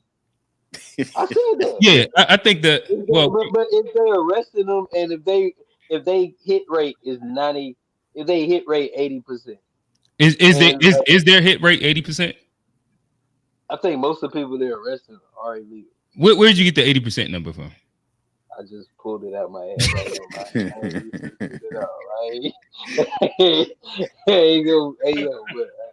Okay, all right. So I guess like if I was to get y'all opinion really quickly, do you think do y'all feel a way about the idea of it's almost like they just spraying pellets everywhere? So if you at Home Depot, we grabbing you, whether you legal, illegal, XYZ. If your kid is graduating elementary school, we hopping out and we grabbing pregnant women, little kids, and their dads. In which I don't know what the hit rate is, but I know they're kind of grabbing everybody. Y'all feel away? Is it? I mean, is it valid? Is it a valid strategy? I haven't heard the fact that they're grabbing. I thought they was just going. That's what Gavin Newsom said. So I could be wrong. I didn't like super fact check him, but that's what he said. Because if they just and I said this earlier, they discriminating against people, and they're actually turn out to be American citizens. That's fucked up. It's like leave people alone. But if they're going in and grabbing people, and most of the people they grabbing turn out to be illegal, it's against the law. It's illegal immigrants. My point was like because of the nature of what they're doing, it's like we were saying that the average meat packing company is over half immigrants. So you're gonna find. So it's like if you go to the average projects in a city, you're gonna find some crime. And so my point was like, is it okay to profile these places in ways to just like look for like things where like I wouldn't want that going on in my neighborhood. Like I don't just want like being like, and I, so like when I brought the point of like if I just get randomly searched, and Johnny was like, well, do you got a gun on you? Or if you get caught with something, you a criminal still, even though I should have been profiled. I said we don't support stop and frisk, but if you get stopped and frisk and you got a gun on you, you might gotta go to jail. Like I mean, like see, I don't agree with that. I don't agree with that. Again, I guess my opinion would be that generally speaking, I'm not too far off from Johnny outside of the fact that I think the due process part is the part that's kind of got everything fucked up, where there is some American citizens that are being found because they're almost doing like a 24-hour turnaround time with some of it, where we grab you and we gonna drop you off in Mexico City. According again, I can only go by what Gavin said. I there's no fact check on my behalf, but from what I heard, when they're saying like why some of the people are upset is because of there's some Americans that are being pushed to Mexico unjustly just based off of the fact that they're Hispanic. I don't know if this is true or not, but that's what that is the thing that I've heard from the governor. Do you think that is all right? I guess maybe this would be a baseline to put it at. Does everybody feel that if you are illegal, you get sent back to Mexico? Yeah. Hey, Black. I think there should be some due process of like, what are you doing? What are you doing while you here? Like, are you illegal and trying to be legal? Do we got paperwork that you filed that maybe have been processed yet? Are you working? You know, I just think it has to be like some type of process. It just because everybody illegal isn't bad, isn't criminal. They just maybe they don't speak English. You know, maybe it's hard for them to get the process done. If you got a criminal record, maybe that can be a strike against you and stuff. A lot of times, Mexico won't take some people back. You know, that's why Trump's sending them to other places and stuff like that. But I think just detaining people because they are quote illegal. Illegal don't always mean criminal, and I feel like if you criminal, then yeah, we got enough of those here. But if you're illegal and you want to be legal, let's give you the opportunity to be legal. This is the process, and this is your time limit to make this process happen. If we check back and you haven't done it yet, then all right, it's time to get deported. Should it be criminal to be illegal? What about Europeans that have gotten deported in some of these raids? I mean, we keep hearing about that, but we don't keep hearing about that. Like, what are the numbers of Eastern Europeans and the white illegals? Them them ICE boys is not hopping out in the suburbs. Yeah, they're not looking for people who presenting as white at the end of the day. But I'm saying I've heard like there's been people that have been white. Those are exceptions, and you know it's always they're small. But I'm saying the profiling is predominantly Latino and even African in some cases, where it's people that are not presented as white. If you're from Poland and you dress in some Dockers and some Abercrombie and Fitch and don't fucking talk and you can be safe out here if you presenting as white. Like them ICE agents are not looking for white European immigrants. That's wrong. They should be deporting all the illegal Polish people too.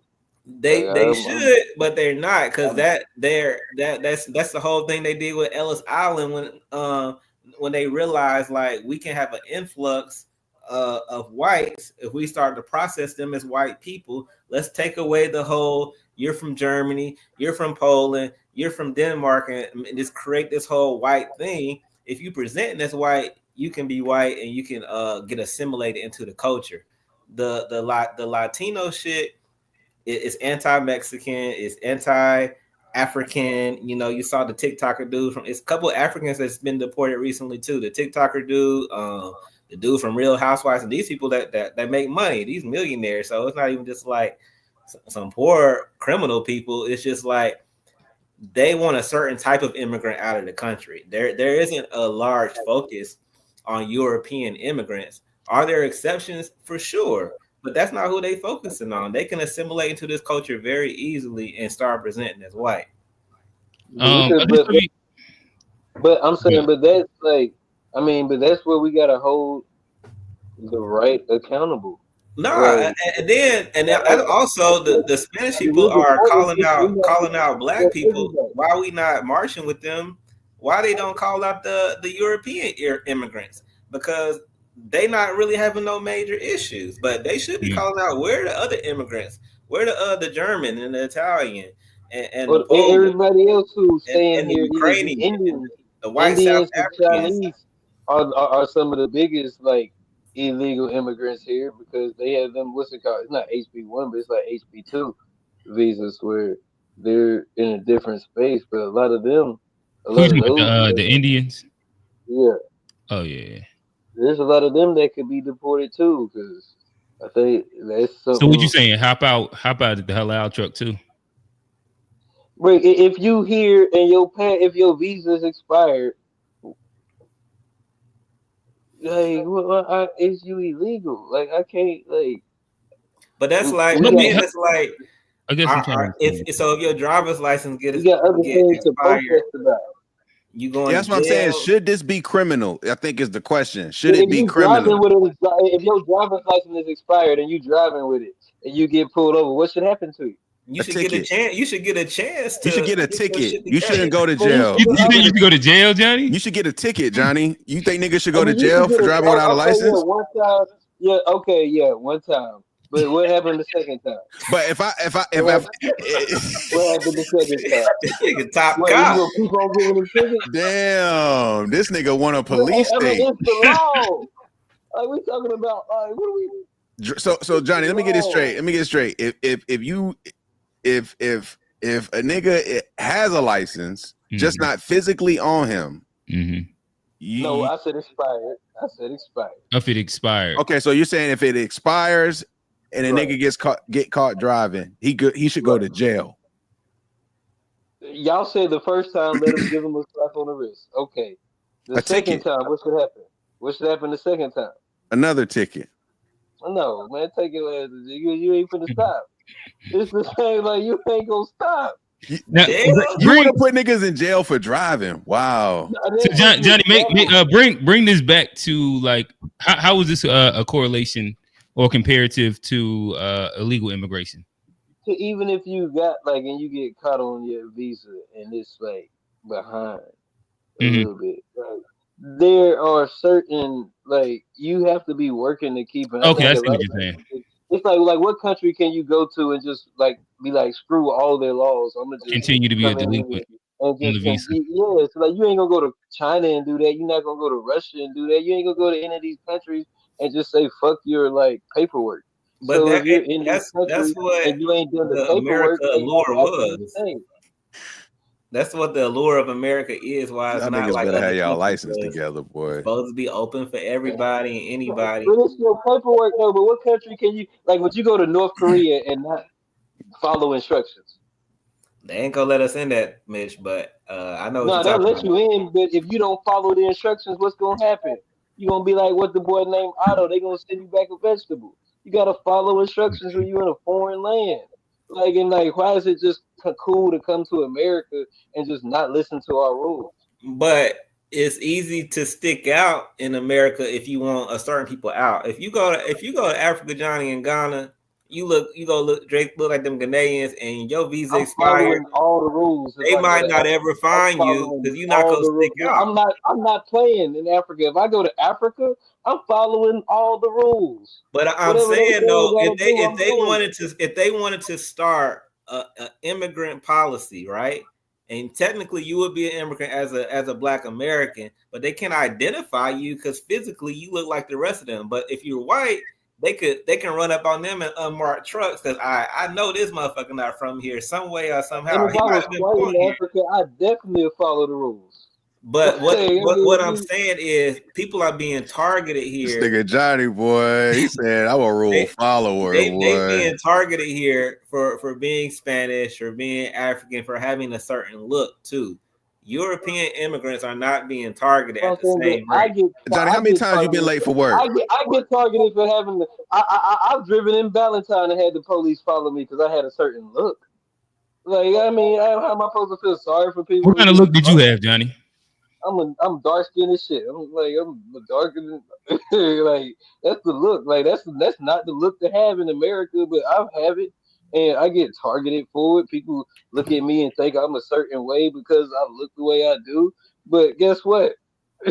I'm not that, and like I ain't gonna have sympathy for people that's like look kind of like me and not like following the rules in the country. Like they're illegal. All right, fellas. Let me ask y'all this. Have y'all touched on? It sounds like we're bogged in almost on the immigration part of the protest per se.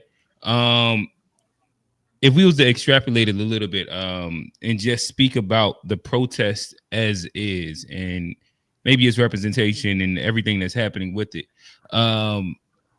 is there anything that we can take away from this protest as Black people?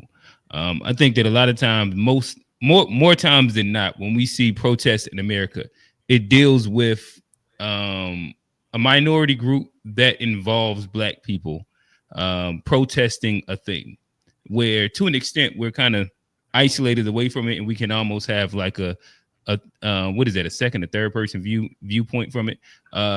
Is there anything that y'all think that we can take away from this protest, whether negative or positive? I think it shows us how the left can manipulate people. Like, cause we talked about how a lot of Hispanic. You think this is the left manipulating people? Well, because a lot of the Hispanic people that I know, a lot of like you can look at the numbers. A lot of Hispanic people voted for Trump, and then when Trump ended up enacting the policies that he did, a lot of people got influenced by the left to, a lot of the riots and stuff. They're like, yeah, go. Like, I think the left make riots okay, and they make. Well, I guess help me walk me through this. You said that the left is responsible for this, but the Hispanics voted for the right, and they're rioting because of the actions of the right. What does the left have to do with this?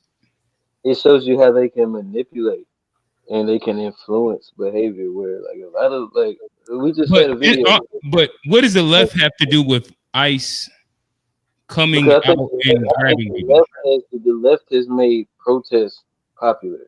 Like going back to Black Lives Matter, I think they have made protesting a popular thing to do. What about Occupy Wall Street? What about like all of the I mean, Occupy Wall Street was 2012.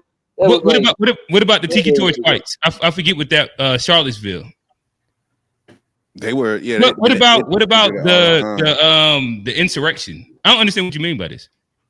I also talked about militancy. Also, I think like the insurrection shows more militancy versus like the. But those are like three protests, generally speaking, over like each one was about 4 years apart from the right.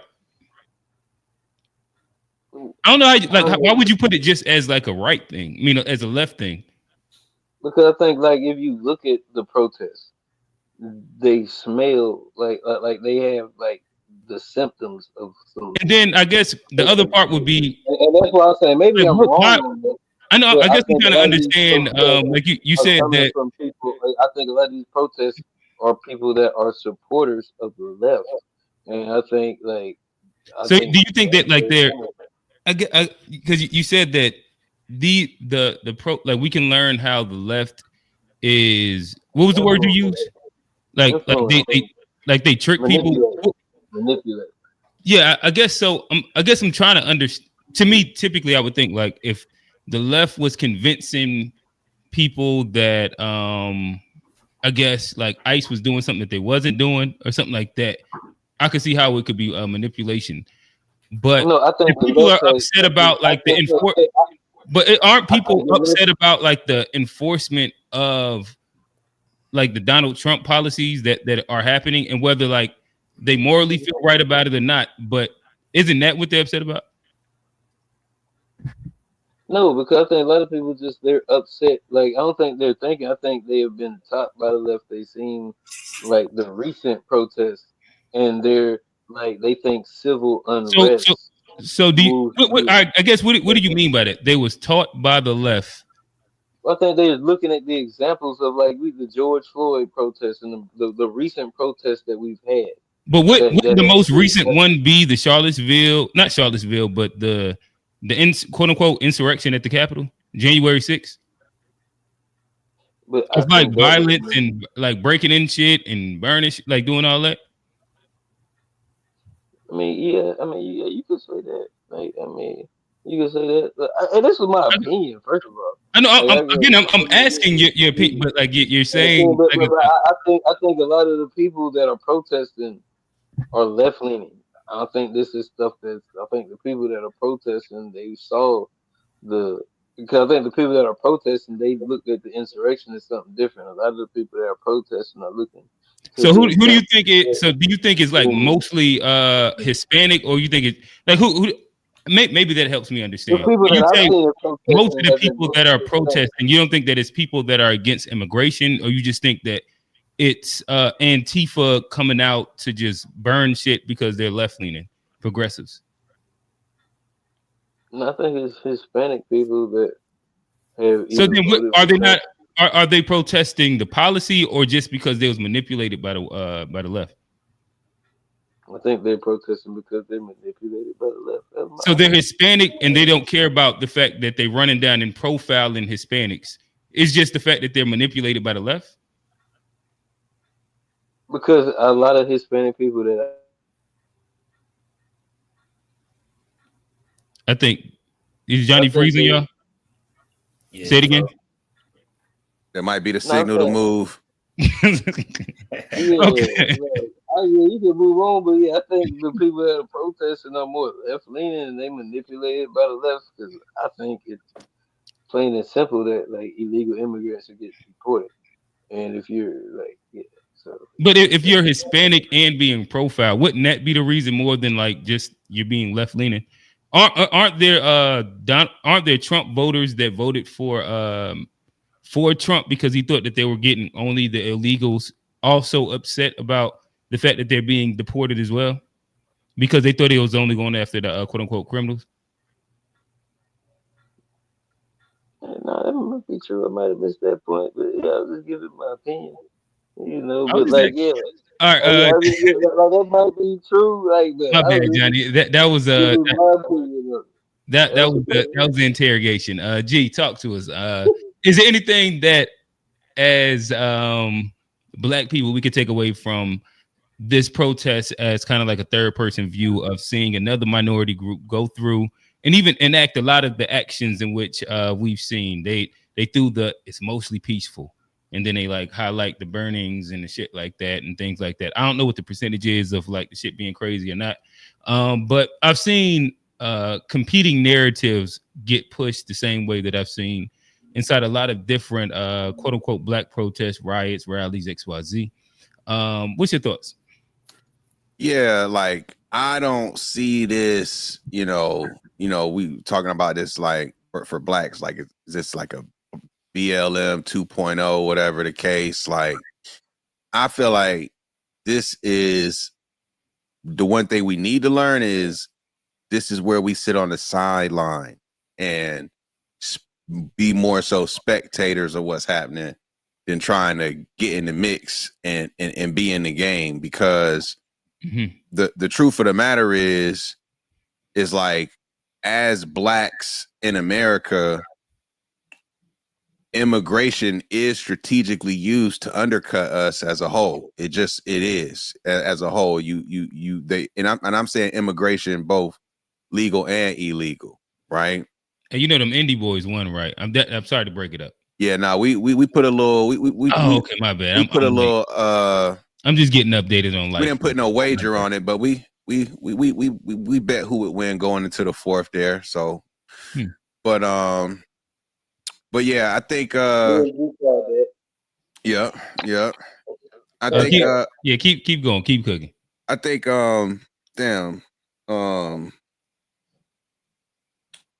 Yeah, we got to sit on the sideline because at the end of the day, like, you know, this isn't like a police brutality thing. Like this is, you know, for lack of better words, people going out doing their jobs. Like people might not like how the job is being done, but these niggas are federal workers, man. They are getting orders and they are going out carrying their orders from where these joints come from. So like, you know, I don't view federal ICE agents doing spot raids the same as I do like local police harassing the community. I don't really see them as like the same personally. And so yeah, so I think for black people, I don't think it's for us to like, you know, try to make it our thing. I think is the point. Like we don't need to own right. And if we move it away from us having a need to participate in it, but like looking at another lower quote unquote socioeconomic minority group in their battle with white supremacy or the power structure, however you want to say, and see some of these same quote unquote tactics that are typically pushed for black people on Hispanics, right? Whether you look at the people that get deported, I think they brought one of them guys back, but they ran down like he was this criminal, this, that, and third. Ended up not necessarily being that, and then they brought him back.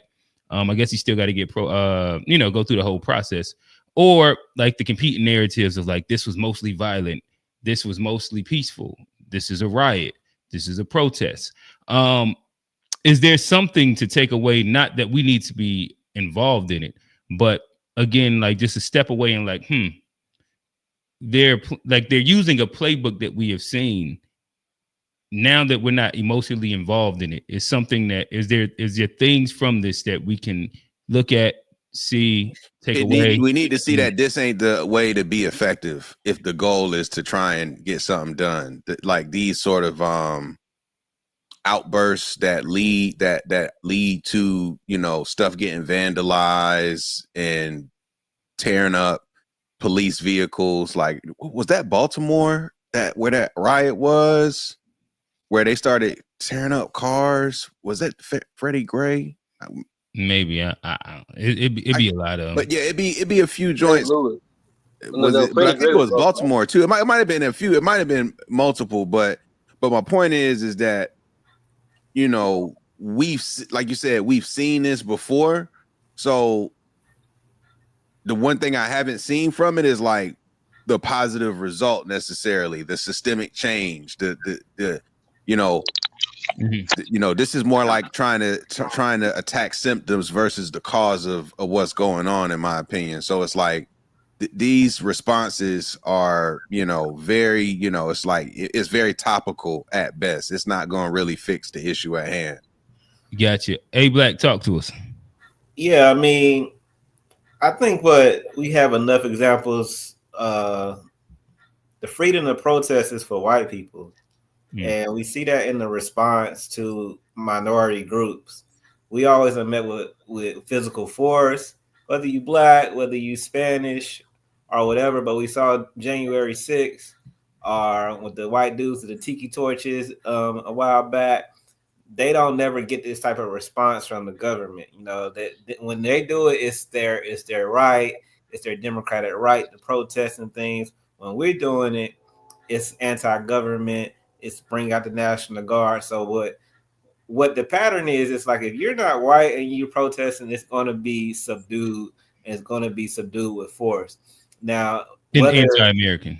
Yeah, whether black people need to engage or not, I mean, I think that's a divisive narrative and a distractive narrative that's been put out, because I feel like a lot of black people are engaged. Then we see this weekend with the nationwide protests that are coming on the 14th. A lot of black people are involved in that.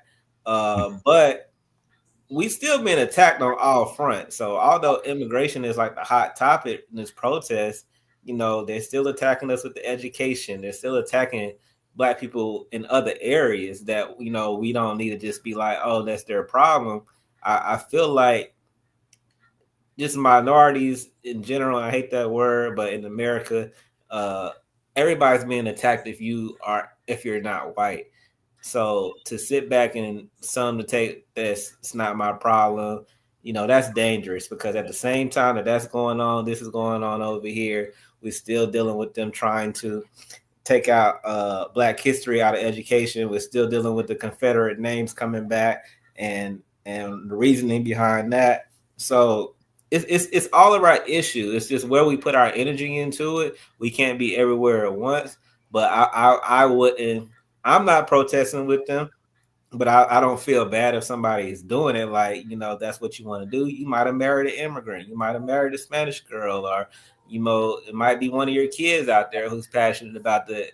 So people have their different reasons behind it. But I don't like the attitude of anything of like, oh, that's not my problem when it's somebody being oppressed by the government, because it's always going to be worse on Black people. They test these things out. Last time we did the military force, we used this weapon, we use this. Next time Black people rise up, what do you think they're going to do? So they're going to always do us worse. If they're doing that to them, they go do us worse. So I don't believe in this is a time for us to be like, well, I'm American. They low key let them live, in my opinion. Yo, they are. That's another privilege of America, because if you do that in Mexico, off with your head. Right, but I guess another good perspective to take from where A Black was at, and the idea of using things as kind of like a test. Trump did do the whole overstepping and overstepping the governor to send in, what was it? He sent in the Marines. He sent in whoever else he sent. Where you do hear a lot of whether you go like the conspiracy theorists or the left-leaning people, where they speak about like this is a step towards the whole what's the word that they use all the time? Nonetheless, like almost a dictatorship, like the overuse of power, martial law. Like this would be an example, and I think that it would be interesting because like he used this off of like, I think maybe before he sent it, they were saying it was like 50 people. Then the next day it was like 100 people protesting. And he was like, you know what? Fuck it. Send them boys in. Imagine next time Black people get a little rowdy. How quick do you think that he gonna send in them boys? And I think that would be an interesting kind of piggyback off of what A Black is saying. Is there examples from this that we can take for like they might use against or towards Black people the next time around? I mean, but they go. I mean, a little earlier, I mentioned the Arab Spring. As far as like we talking outside of America, there are examples of protests working, but a lot of those protests were backed by like a militancy, a rebel group, militia group, insurgent group. Like they had these different names for different groups, but a lot of times if you don't have that like willingness for violence, a lot of times those peaceful protests. Hey Johnny, I'm gonna ask that where you're at is actually a question. Speak to the topic, and I'm gonna throw to you as soon as we get to that part. I don't want you to step on it, but that's literally where I'm kind of trying to segue as to. Okay, but yeah, no, I mean, so you talking about just in America? As far as like, yeah. Is there things that's being implemented now that we might need to be weary of? Oh well, yeah, but I mean, the things they're doing now to the Hispanic people aren't things that Black people haven't seen before, and like them bringing the military, they did that shit to us 60 years ago in Selma, in Montgomery. Like so, like in Philadelphia. Are we to be wary about it? Tulsa. There's plenty of examples of like their militancy being exercised against us. Okay. So I mean, like anything we learning from them is lessons we've already learned. So I don't think there's nothing new we can learn from these riots that we can't look back. Okay. Well, let me ask this. And I'll ask this to the panel, generally speaking. Boycotts, protests, rallies, 2025. Are they pointless? Are they effective? Yeah, like what do y'all stand on it? We've seen enough of them happen. We've went through the 2010s and we halfway through the 2020s. We've seen enough of these things happen, especially for minority groups. Is it time to hang it up? If you are a minority group, we're looking at the Hispanics go through the exact same playbook that the blacks have. It don't look like they're really about to win this war. Is it time to hang up these rallies, these protests, these boycotts, or are they effective? And it's like moving everything by like small margins that's going to help progress to get to a point that we're trying to be at. I think in America, they are mainly only effective if the majority is involved, and all type of people are involved. I think the last iteration we saw of that was the Black Lives Matter movement. You also got, it's an asterisk with that one as well because it's COVID and people were just bored too. But you had black people, white people, men, women, young, old, everybody kind of protesting and standing behind one thing. I think like what we talked about earlier is that that's not my problem ism that goes around in America that makes the protest not effective, because if the majority is not involved, it's only so much that's going to happen. Now, I just shared a post in the chat, which was just happened in Togo, country in Africa, where they protested and they forced their president to resign. And it's because the majority of the populace is involved in the protest. You know, so if you don't get every state, every race, everybody involved in America, they just gonna subdue it and shut it down. Cause it's like I say, people just be going about their everyday life while on the other side of town, niggas is marching in the streets. So as long as you got that, then it's unaffected. You know, as long as you got somebody boycotting Target and some niggas going, it's gonna be unaffected. You know, like, so it might be small changes and small things, but as far as like a major change, if the majority is not involved, then it's pointless. You know, it's just performative, and you know, at least some people can say they did something. But all right, I'm gonna play this. I think you sent this in, then I'll play the other one. Nigga, I'm fake, nigga. I know you do, dog. I'll spit on your plate. I'll put my dick on your plate, nigga. Fuck your family, fuck your kids, nigga. That's how it is. I can't sleep comfortably because of you. He be fucking getting a whole fucking plate. He be fucking expecting us to give us a whole fucking shit. That nigga right there. Do you go to Kava? Yeah, you do, nigga. Stop playing. Yeah, you do. He said act no. Act like I don't know your fucking face. Stop fucking playing. Fucking talking about, can I get a fucking discount? Can I get a fucking this? Can I get a fucking that? That nigga right there. Point that shit at him right there. Point that shit at there right there. He doesn't look like he go to Kava though. Get going to no shit. Hell no. Hell no. He ain't going to that Kava. What's your favorite thing to order at Kava? Everything. All right, we got that one. And Hey, I think deport all Hispanics that say nigga. Get them out of here. yeah, I ain't even mad at that, Johnny. But I believe that's what you're speaking to, A Black. oh yeah. So yeah, the first clip was, you know, them kind of saying, dropping all the N words and stuff, which to me They cancels gotta out the go. whole, They gotta get out of here. that cancels out the whole black people not supporting us narrative, because it's like y'all basically acting black or emulating black. So That's why y'all the black people, y'all good. I don't like it, bro. They gotta go. Like they. Even I if they was ain't- born here, still take them, fuck them. Yeah, you saying the N word. That was a lot of niggas. That they say you might have to go. I know them LA Mexicans different though, but you know, still that was a lot for me. Yeah, we up on the East Coast. We in the South at that. Because a little bit like some of them New York guys, like they let the Hispanics let the N word fly too.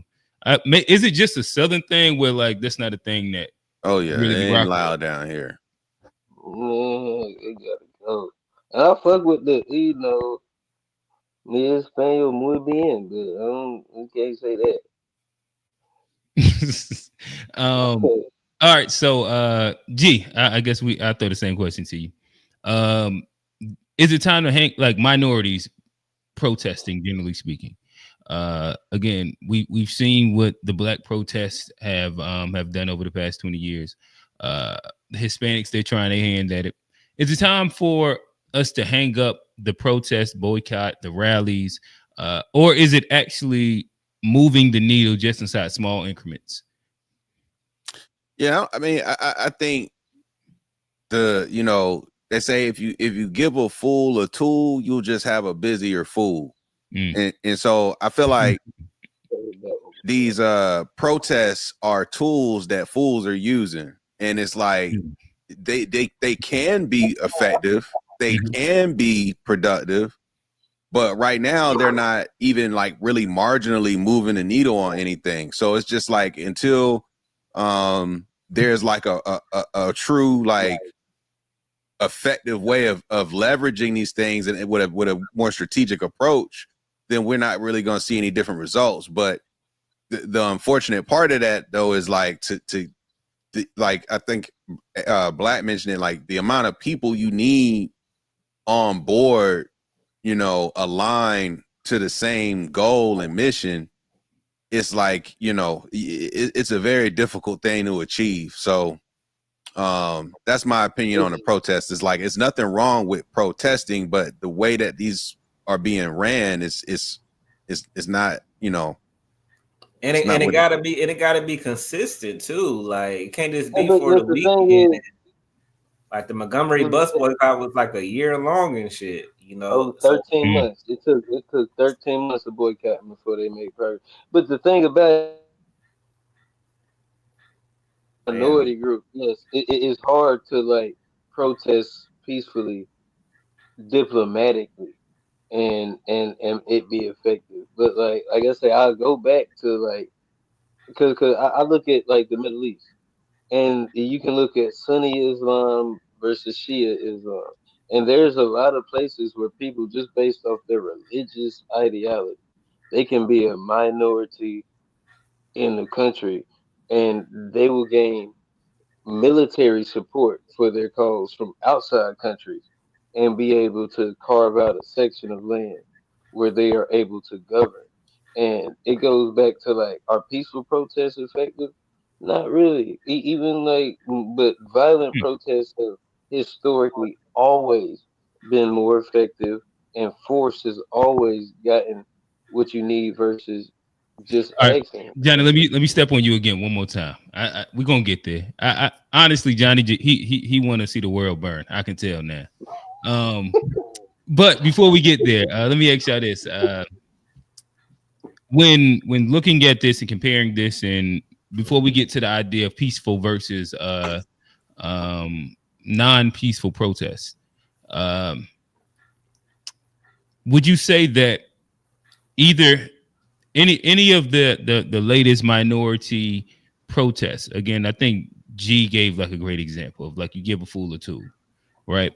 But if you give that same tool, let's just use like a hammer to somebody that is very talented in the trade, they can build a house, they can build XYZ. But would you say that these latest protests have actually been organized and intentional? And without being organized and intentional, can you actually have progress in a protest? Whether we look at BLM, was there actual like long stint? Like we gave the example of the Montgomery bus boycott. That was 13 months of an intentional strategy to impact a specific thing to get said result.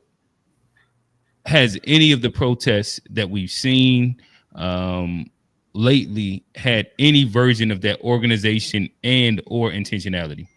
So, excuse me, this is where I will give the Target boycott some credit in that it started out with the actual plan of action. It's like, this is what we're going to do. This is how long we're going to do it. And this is what we're going to ask for. Like, that's intentional. I can at least respect that. Like, you have a defined goal.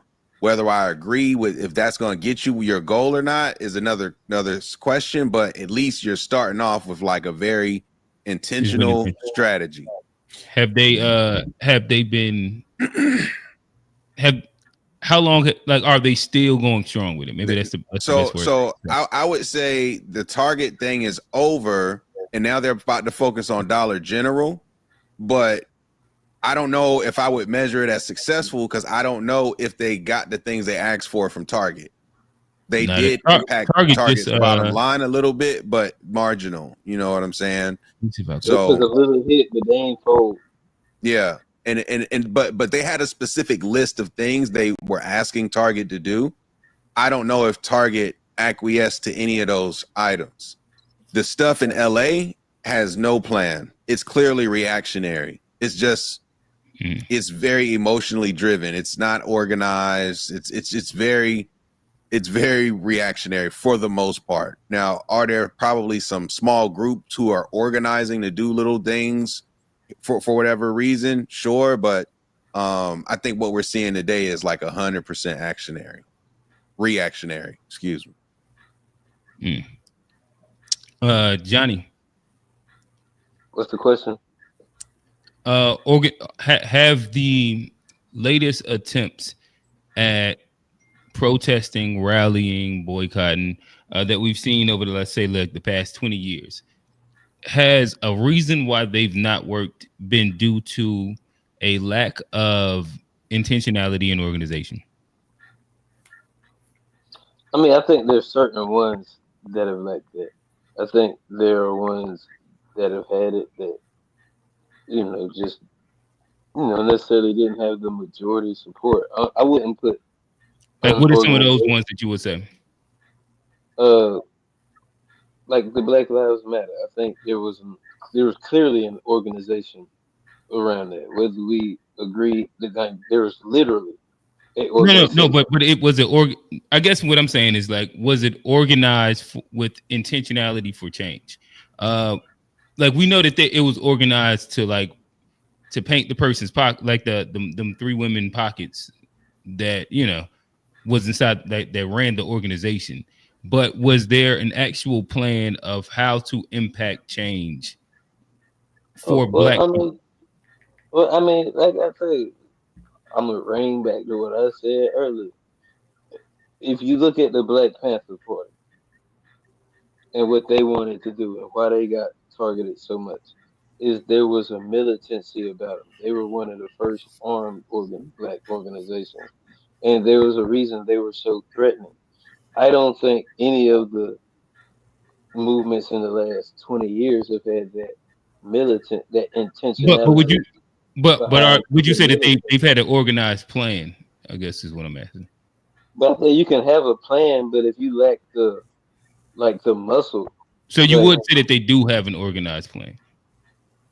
I think there's into a point, but I think an organized plan, and I think when I look at movements, rebel movements that are successful, there's a militancy and there's a organization on the military side, which I don't see in America, which I think is why a lot of ours fall flat, which I think in the civil rights movement, that's something you saw a little more.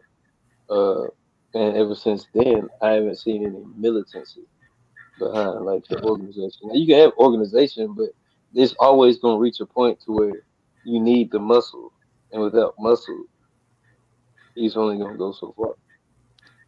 Gotcha. A Black, what is your thoughts? Has the movements over the past 20 years been organized and intentional? Over the past 20 years? Yeah, I guess if we're looking at from BLM, well, I don't know if we want to go before BLM, but over the last 10, 15 years, have the movements by minorities been organized and intentional? And if not, is that a major reason for why they haven't been as successful? I'll give an example where I remember going to the George Floyd. Maybe it was George Floyd. It was one of the people that died. Like when Charlotte. No, matter of fact, there it goes. Maybe it was during that time where it was a bunch of things happening, and I remember going downtown. No, I was really. Park. I remember I was down there, Marshall Park and Epicenter. Well, yeah. All right, so it was at least 2 or 3 days of like really, really big protests. Here in Charlotte. One of them maybe it was like like you said, in Marshall Park. Then it was another one where like it was all of downtown. I don't know what street that might have been. Let's just say North Tryon or Trade or something like that. Hey, Q, that was the one. It started at Marshall Park. You talking about unorganization? It just bled over there because I'm talking about separate days also. So what you're talking about might have been, and it might have been just as big. But I remember the second day, I remember going downtown, and like I had just walked on the street, so I had like the full view of it, and it was like thousands of people. Like it was flooded. Like it looked like Franklin Street after UNC went, and like it was just packed wall to wall with people, all protesting, all like ready to just chant some shit. And I was just thinking, like, damn, imagine if all these people had an actual call to action to do a thing right now. How powerful that would be, instead of just walking aimlessly around downtown chanting shit and then taking their ass home.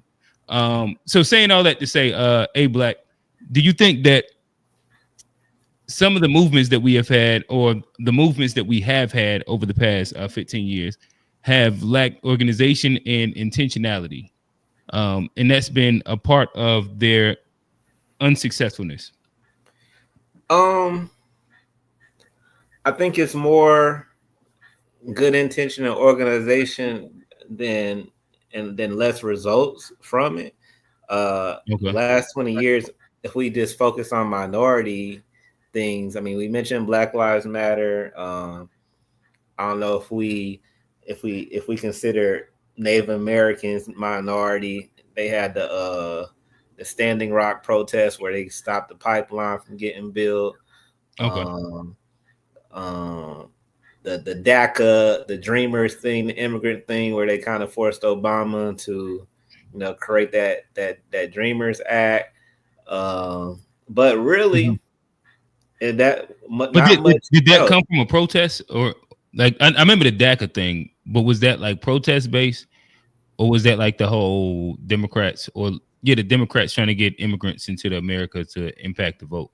Yeah, they was doing protests. They was outside the White House and doing different things like that. And then of course George Floyd protests, which I guess can roll into Black Lives Matter. I think a lot of protests do start out with a good intention and organization. I think the consistency is where they fail, is because a lot of times there's a lot of energy initially or in the beginning, and then they kind of just, peter out, or, people get distracted and move on to something else. So in the last 20 years, other than the ones I've mentioned, unless somebody else knows any big minority protests that have been like wildly successful, I don't know anything, because one of the allures of America is comfort. America is big on making people comfortable and comfortably distracted, so that you're not protesting long if you do protest, and if you are, it's not the majority. So I think they definitely be. I've been to meetings even here in our city where people have plans, or it's organized, and it's 12 people in that bitch. But there it goes. Yeah, it's organization, it's intention, but it's not numbers, and it's not consistency. But because you almost have one or the other more times than not. Yeah. Okay. I guess let me lead into what Johnny want to talk about. So I was listening just to commentary over the weekend, or not weekend, but over the week, and there was a quote that stuck out to me, and it said, "But force is actually the only way that change does happen."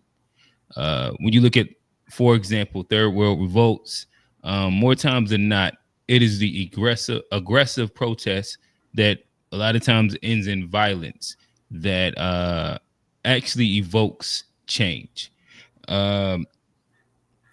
Do y'all see a movement by force happening in America? Not without numbers. I mean, we saw J6, like they ran into the Capitol, Nothing happened to them. A couple years later, they got their man back in office. Like the shit they wanted did happen. It might have been delayed gratification. Did he But pardon any of them yet? I think he pardoned all of them. Yes, He did. And But like I said earlier, that's the white people why protest. They don't get resistance. I think if we talk about but that minority was violence, though, and that was violence right there at the seat of power. And But they you didn't get saw what they wanted. Yeah, they wasn't like out there like Trump is slitting Trump is niggas' throats. president now. Like Trump is president now. They got what they wanted. No, they all right. So like, but that like that's kind of like almost reachish where they wanted Pence to stop the verification of the vote. They wanted to stop Biden from being in. Yeah, like that didn't happen. Biden ran them 4 years and had dementia. And that was and more then they had to kick his ass out, and they tried Kamala, and that didn't work. And so Trump ended up getting back in. No, but but they voted. But they didn't force him back in. Like that's so different. They just ended up he just ended up winning the vote. That's more of a rebellion and insurrection. They got what they wanted. But was it through so Johnny, would you say that was through the act of their force? Or they just waited 4 years and then they had to vote again? They just went and checked that box. I plead the fifth on that one. All right. So Johnny, how about this? You've been popping your shit. You said that ain't shit gonna change without force. You a black sovereignty bull. Are you willing to actually be forced when it comes down to making sure that black people get what they need inside this country? Are you selling wolf tickets?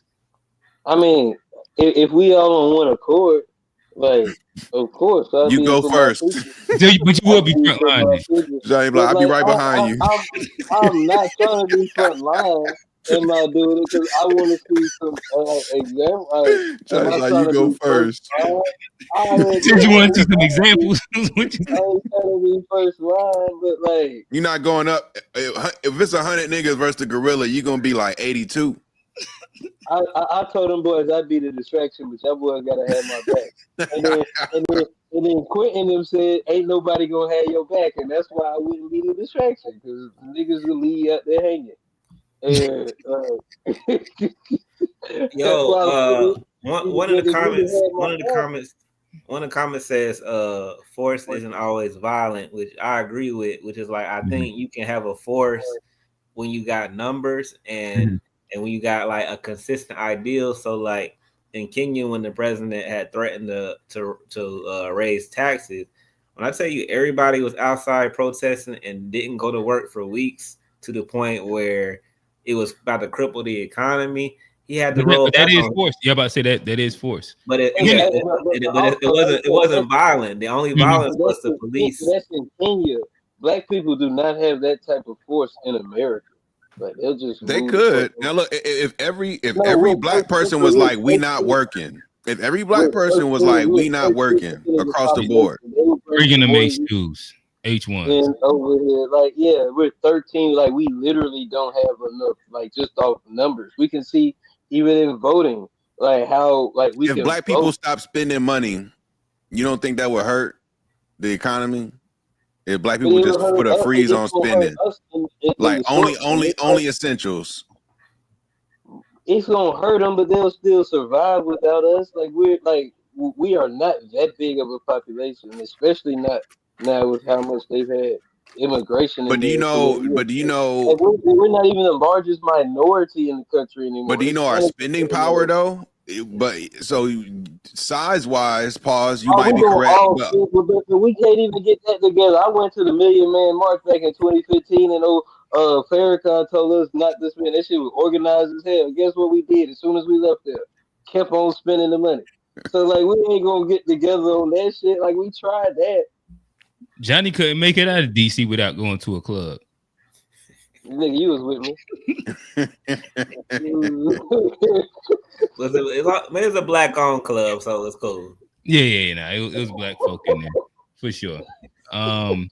But yeah, nonetheless, going back to the point, do you see a movement in America happening by minorities that involve force to actually get things done? It's possible. I ain't gonna lie. After January 6th, I'm not gonna be like, things can happen. But by a minority, that's tough. Like, could niggas like force their way into reparations? That's definitely not gonna. It's not gonna happen in that way for sure. Because I'm trying to think of like what other minority is even like that invested to where they actually give a fuck like that to want to get violent like that. You know what I'm saying? Like Hispanics would be about right now. That would be the, if I said the foundational Latin Americans, they would probably be the one. FBLA. They would probably be the one. And listen, them Now you was in the FBLA too, wasn't you? Them foundational Latin Americans hate them immigrants like foundational Black Americans hate our immigrants. So. Now that is also true. Like I will say I've seen multiple clips of them like the FLAs that did make it here the right way, and they are not fucking with the immigrant. Yeah, that's a fact. They feel like you making us all look bad, you know. You making us all look like we work at the damn hotel cleaning beds, you know. We all can't speak English. We all illegal criminals. Like they got their Uncle Toms and their Uncle Ruckuses too in that community. Like don't get it twisted. They not with the shit. Yeah. All right. So A Black, same question to you. Is there a movement that will happen in America that will happen through force? Like the only force that we could show would be economic force and a consistent thing, and it has to be across the board. It can't just be Black. Or if we are in the streets peacefully, gotta be everybody. But it ain't much we could do. I mean, they done dug us into a hole. Like, you know, we go tell niggas don't use social media for 3 months so they can't, you know, get like the hard thing is like getting everybody to be on point, to be on code, and it's always that large faction that don't care. Like I even talked to my great aunt about this, who's 80 years old. She always reminds me, like, during the civil rights movement, all the Black people wasn't outside. Like that, even then, when those people was getting sprayed by water hose, that was a small majority. It was a lot of people saying, "Don't go out there fuck with no white people." That was the majority of Black people, and you know we got that even today. The majority of people, Black, white, whoever, they don't care as long as they got their comforts, they got their job, they got their direct deposit, their gas in their car, and their Wi-Fi. I'm not about to shake the table, but if you take away the comforts of America, that's when shit happens. That's why these third world countries and all these people can do that shit, because their government shuts down their internet, they shut down their electricity, they shut this shit down. They're like, nah, we ain't taking it. People are still comfortable in the AC here, man. That's a literal and figurative statement. Like, you can't have no revolution where the majority of your populace is comfortable. Nah, do you think it's ever a possibility where they will take some of our comforts as Americans? It's a possibility. We'll roll into that AI conversation again. That's when we start. Possibility. My homegirl asked me the other day, what we do, how we charge our phones if it ain't no power. Like, what if they just turned the power off? And I was like, well, we're gonna have power banks for a little bit, but them shits will go out too. What they call it, the EMP? If Russia hit us with the EMP, after a while, then what you do? Like, it's a good question. Niggas not trained electricians. You can't go outside and turn your shit on yourself. So I mean, we see like in some states, like our society right now. Do you think we would? What's more likely, us to turn on each other or us to come together? Turn on each other. Turn on each other. We turn on each other over. Yeah, shit, Mad Max, boy. We turn on each other over pop culture conversation. Nigga, story should be free Fuck them. Now imagine if it's food and it's groceries and it's electricity. Niggas is dead meat, man. Yeah. But that's the American issue, and that's what we greedy as shit. All right, so we do have a couple. I think both our guys in the backstage right now are Cali. They left coast representatives. Steve, Johnny Steve, Kelly. talk to us. I think Johnny was inside your neck of the woods. He was in. He called it Dago. I don't know if he's native enough to say shit like that. But Balboa Park, Gaslight District. Oh, you was outside. Johnny said he was outside. I know Johnny got a thing for the white women, so I know he loves San Diego. Johnny. Hey, they too skinny for me out there though. Okay. I like. Hey, you like the Southern whites. Okay. Yeah, no, Johnny's like a nice BBW white. I ain't say that either. I ain't say that either. Living up to the stereotype, man. You definitely just threw that in there casually, like not just any white. Yeah. Yeah, nice. He like them Gastodio joints. No, actually, I was having this conversation earlier. They too skinny for me, boy. You want them Gastodio joints? I gotta get some lid. Give me some foreign white. I like. You know, I like a brioche bun. All right, Steve, talk to us. Yeah, so I think a good jump off point about the protest is I know a lot of people, they think BLM, but I think in modern times the biggest one was Occupy Wall Street. So like, I think Occupy kind of starts this era of the protest. Mm-hmm. And even Occupy got co-opted. And that's kind of like, like when people say like, oh, they feel like these things are planned or whatever. Actually, they spontaneous. And the co-optation happens after because Occupy is then shuttled into the Democrats. BLM is then shuttled into the, Democratic movement.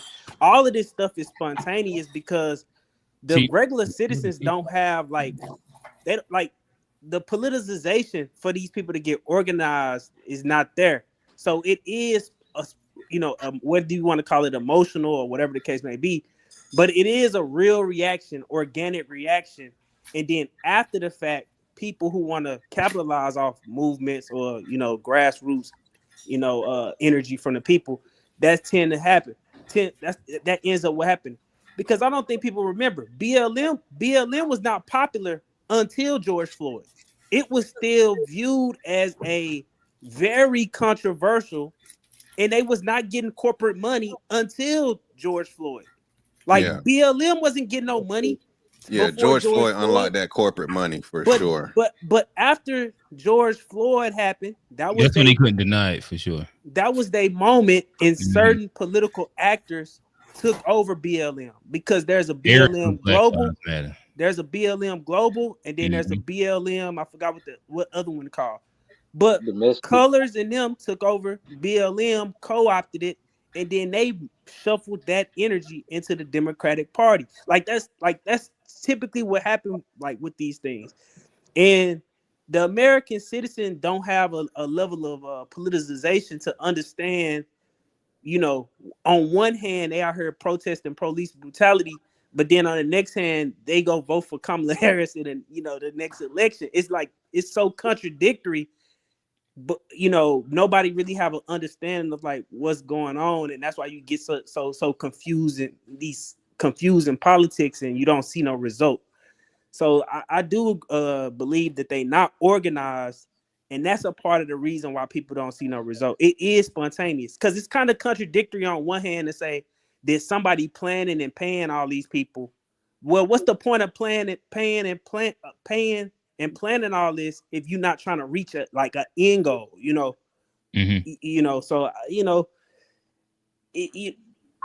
Until we organize around real class politics, none of these movements, small fringe movements, is gonna be strong enough Because what it really is a dissatisfaction with the system.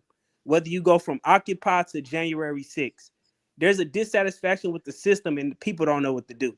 So, and, you know, you end up with these, you know, sporadic movements, you know, every year. Gotcha. Nah, appreciate it. I'm gonna keep you up. Let me bring up y'all see South Africa's on. I'm sure he gonna get his shit off in a second. But old man has he has tapped in. Old man, talk to us.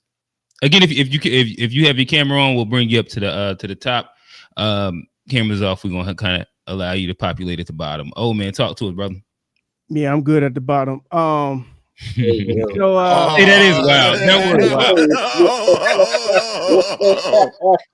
That was nasty. Y'all young. See, us old folks, we don't care about that stuff. Paul, that was nasty, old man. Yeah. I'll stay at the bottom. Yeah.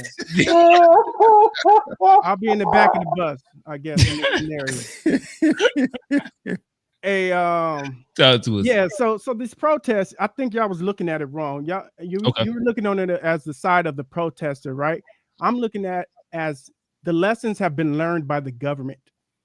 And because when you think about it, Black people in protests, we probably got a 90 to 95% success rate because we always have the peaceful side, we've always had by force, and we always had the legislative side. And even more so, we also had a undeniable reason of why we were protesting, right? It's something that's vicious or violent that happened to us, and there's no denying it. So the thing with the immigration, this illegal immigration, it's like you have nothing on the legislative side at all, right? So that's 100% against you. And the people who are of your ethnicity, half of them don't want you to be here too. So they're fighting. It's a hopeless cause. So to me, it does seem like it's organized. For organized on which side? You for the Hispanics or by the government? The Democratic side of the government. Okay. But as far as the what would you say is like the main points of their organization? Like what is it that they are organizing to do? They don't have any. It's no organization. They just keep talking about, oh, we're splitting families. That means they have nothing. None of this is based on, because many people. Oh, you said that they wasn't organized. Okay, gotcha. It's not organized. No, not at all. But it doesn't mean it still wasn't planned. You can we got to get people out there. You know, just nervous energy. We got to show some kind of force or some kind of position. But it doesn't mean they have a plan. You get what I'm saying? So it can be an unorganized plan, is what I'm trying to say. Okay. As far as the police side, they've learned the most from all these protests. They've learned that we have to remain as nonviolent as possible so we don't look bad in the world. So that's what I've seen from them. Because like if it was back in the day, this protest would have been over days ago, because they would have used absolute force, and obviously it would have been against people who are actually more dark skinned, but. You don't think if these were Black protesters, it wouldn't be more force?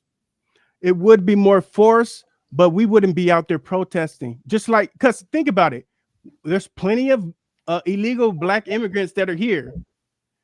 Look at this moment. I don't even really use the word tether, but at this moment, that tether name, they're using it to their advantage. You see, they ain't out there protesting. Oh, we want to stay. They're hiding under us, foundational Black Americans. This is the one and only time that our skin color is providing protection for other people that look like us, that are not necessarily deserving of being here. You know what I'm saying? So it's like this now is they another. Want to be Black. What was that? I said now they want to be Black. A lot of Hispanic people ain't never want to be Black until now. And they. Yeah, and the Hispanics, they need us there because they have no justification, no legislation. So if we don't come up with something to help them, they're done with. I mean, they got to go. And as far, I'm here in LA, so it's not what. Oh yeah, talk to us then. You on the ground, what's that perspective on the ground? What part of LA you in? I'm in Los Angeles County, so I have to drive. If I'm going to work, I would drive through downtown LA, but I take another route because I don't even want to deal with any stoppage of traffic just in case. I don't want to be late for work. But anyway, Is the news overblowing what's going on? So the first thing, the news was pretending that it was non-violent. So obviously that is out.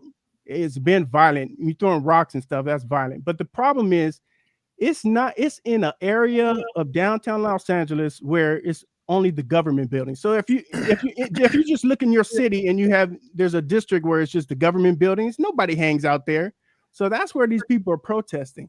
And just like on Sunday, if it was a real, like something real dangerous that the police felt they wouldn't been able to control, they would have shut down the BET Awards. But they didn't shut down the BET. Oh yeah, that's BET true. That's Awards true. went on just as normal. I didn't think about that. That's true. BET Awards was definitely there Because the BET Awards was in the heart of in downtown LA, but not in the government section. So the government section is about a mile or 2 miles away. Nothing got to the BET Awards. Nobody knew anything was happening. The sun was shining. Everything's looking good. If you're not in that little area that these people are in, you wouldn't even know there's a protest. But that's why Johnny feels safe. Yeah. So no, people don't understand how big Los Angeles County is and how many people are in here. So in downtown LA, it's filled with immigrants, and 100% is filled with thousands and thousands of illegal immigrants. So when we're talking about what's the word y'all was using, profiling? Yeah, you cool with everybody them? Knows where all the illegal immigrants be at, hanging at, going to Walmart, going to hardware stores. It's not a mystery. This is not a mystery, people. This nigga said it's not a mystery. Everybody knows where all the illegal immigrants are at. This nigga said Walmart and tool stores, nigga. They profiling, that's BS. Everybody know where people be. So the thing is, it's a bunch of BS. This news is just they enjoying the ratings right now, I must say. And the thing is, with our mayor Bass, she could have put a curfew on it the second day. So she ain't helping out the situation. And also Donald Trump, he did contact the governor. And also Donald Trump did contact Congress before the January 6th. And he told them, you might want to get some military out there. He warned them. So it's like, if they don't want to listen to him, that means they want this conflict. They want this scenario. They want these visuals, right? Because they have no argument against like these people being here. And when I say they, I'm talking about the Democratic side. Okay, got you. Kamu, talk to us, brother. Old man, he gave us some POV from the ground. Johnny, he was there, but he felt like he could have got mixed up inside like the dark skinned Hispanic. Will you take the hat off real quick? Let him see the hair, Johnny. Johnny could be a dark skinned Dominican, so he ain't want ice to pop out on him. He ain't want ice to pop out on him. Hey, I wish ice would hop out on me. I'm pulling my SBA card. I delineate. Nah, when they see them curls, they let us like, see the hairline, man. We gotta see. Come on, Johnny. Let him see what Johnny ain't got a regular FBA hair. It's just real. Hey, I just got to say one conspiracy thought too. You realize once this happened, ain't nobody talking about Africa no more. South Africa, right? They also ain't talking about Trump and Elon. Yep. They like it's a couple different little things that's moving inside the shadows. But Kama, what saying all that to say, what is it looking like over? What you're getting from the news, from the sources over in South Africa, speaking on like the whole immigrant, the LA boycott. What have y'all heard? Yeah, we hear that Mexicans want their land back. Is that? Land is always at the center of fights, especially the media, bro. Like in Africa, everything that gets reported through the lens of land, you know what I mean? So we hear that Mexicans want their land back, and for starters, calling Mexicans immigrants in California is insane. It's nuts, bro. If you know the history of America they lost the war. They lost their war. Well, technically, they didn't. Like they would have You won. I feel you. They really lost the think, war. I mean, it's like saying the Palestinians lost the war. Really? No. You know what I mean? Uh-oh, he hit you where it hurt, Johnny. Johnny ain't got no comeback for that one. Uh-oh. Bro, what I mean? So they it's, lost. Johnny, a I wild mean, they were Palestinian bull. Go ahead. You ain't got nothing. Go ahead, Johnny. From the really, river to the guys. sea. I mean, referring to them as illegal immigrants, especially in California and all of those southern Mexican, former Mexican territories, is nuts, bro. It's nuts. And I think, but again, someone just brought up a very important thing. No one is talking about Elon Musk and Donald Trump anymore. Yeah, it's a very interesting caveat. Yep. Yeah, I guess panel. I kind of lead the flow up, and I can throw to a question, but Steve, I guess I can start back over with you. Is there a version of effective protesting, rallying, boycotting that can happen in America, or is it all dub?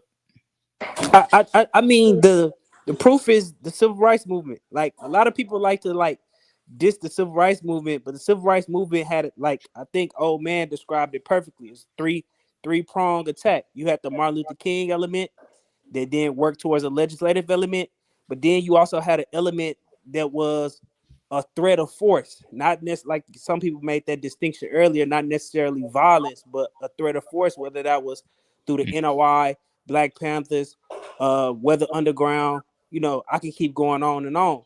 So yeah, I do think it's effective, but again, it come back to we gotta go, is it organized?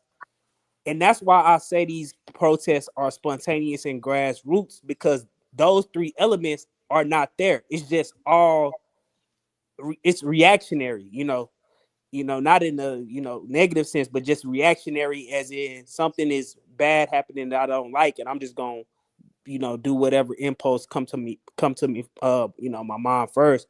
But I do think protests can be effective, but like old man said, them three pieces have to be, all three of those elements have to be in play. Because even if you go read stuff about the civil rights movement, yeah, people was afraid of the power of Martin Luther King, but they also wrote about Malcolm X in these FBI files, and he could be the Black Messiah, or they wrote about Fred Hampton in these FBI files. So all three of those elements do have to be at play, in my opinion. And I think that's what's missing from every movement we've seen since Occupy Wall Street. It's just almost because we do live in this instant gratification society. People think that they can go protest for 3 weekends in a row, and that's going to achieve results, when the civil rights movement was a prolonged struggle. Abolition of slavery is a prolonged struggle. Whatever, the real movement is prolonged, struggle, not just a 3-weekend endeavor. No, I'm there with you. Talk to us. Yeah, what's going on, everybody? Look, what's up? Look, I feel like they want to protest. They can protest, but the thing is that everybody's saying that it's gonna have to be some type of violence or something like that to happen. Somebody has to, use some forces. Nobody has the force to go against the government. The government is strong, and one thing we do know about them is this country loves to kill people. And if you're not white, they will kill you. They're gonna kill you now. They go out here and do whatever you want to do. The white people gonna kill your black ass or your Hispanic ass. They don't give a damn. That's why nothing happened. You see, when the white people tore up damn White House, they ain't do shit to them. But let there have been a bunch of niggas out there, or a bunch of Hispanics, the real Hispanics out there doing that. They let them do what they want to do. You can't bring violence to these people because you're not them. They could do what they want to do to each other and with each other. But, as Kendrick Lamar said, they're not like us, and we're not like them. And they're going to show you you're not like them once you go out there trying to bring some force to them. Because we do not have the military power or the gunpowder to fight against these people. These people are evil beasts. And you keep on going and keep saying that, oh, we need force, we need force. All right, forcefully go out there and get your ass killed. That's what's going to happen. But this whole protesting thing is it's a good thing to protest, to have your voice heard. Do the things you want to do. Now, it's ways you can go around here. Not physically, but if there's some way they could do far as in going with doing something across the internet, or if they could go and underhandedly do something like that, some cyber crimes or something like that to tear up the government, that's a whole nother issue. But we talking about physical violence, you're going to get your ass told and hand it to you. Gotcha. It's not like somebody had a disagreement. Yeah, no, I disagree because I was out there. Quint, he was with me. Million Man March. Okay. 2015, Farrakhan. We was on the Capitol step. And me and you, we had fought through the crowd to get right there. Right there. We by the fruit. We seen some of them. Some. We was right there. We was right there. Some beautiful ladies. That was right beside the fruit for sure. If Farrakhan would have said, said go, niggas would have went. Niggas would have died. But I guarantee niggas would have died. But that's the whole thing. You already said you ain't gonna die. You said you're not gonna be front line. You talking about niggas? You not a nigga, first of all, and second of all, you already said you're not gonna die, Johnny. You already said that. Right there. You already said you're not gonna be front line. You said that a little while ago. You're not gonna be front line.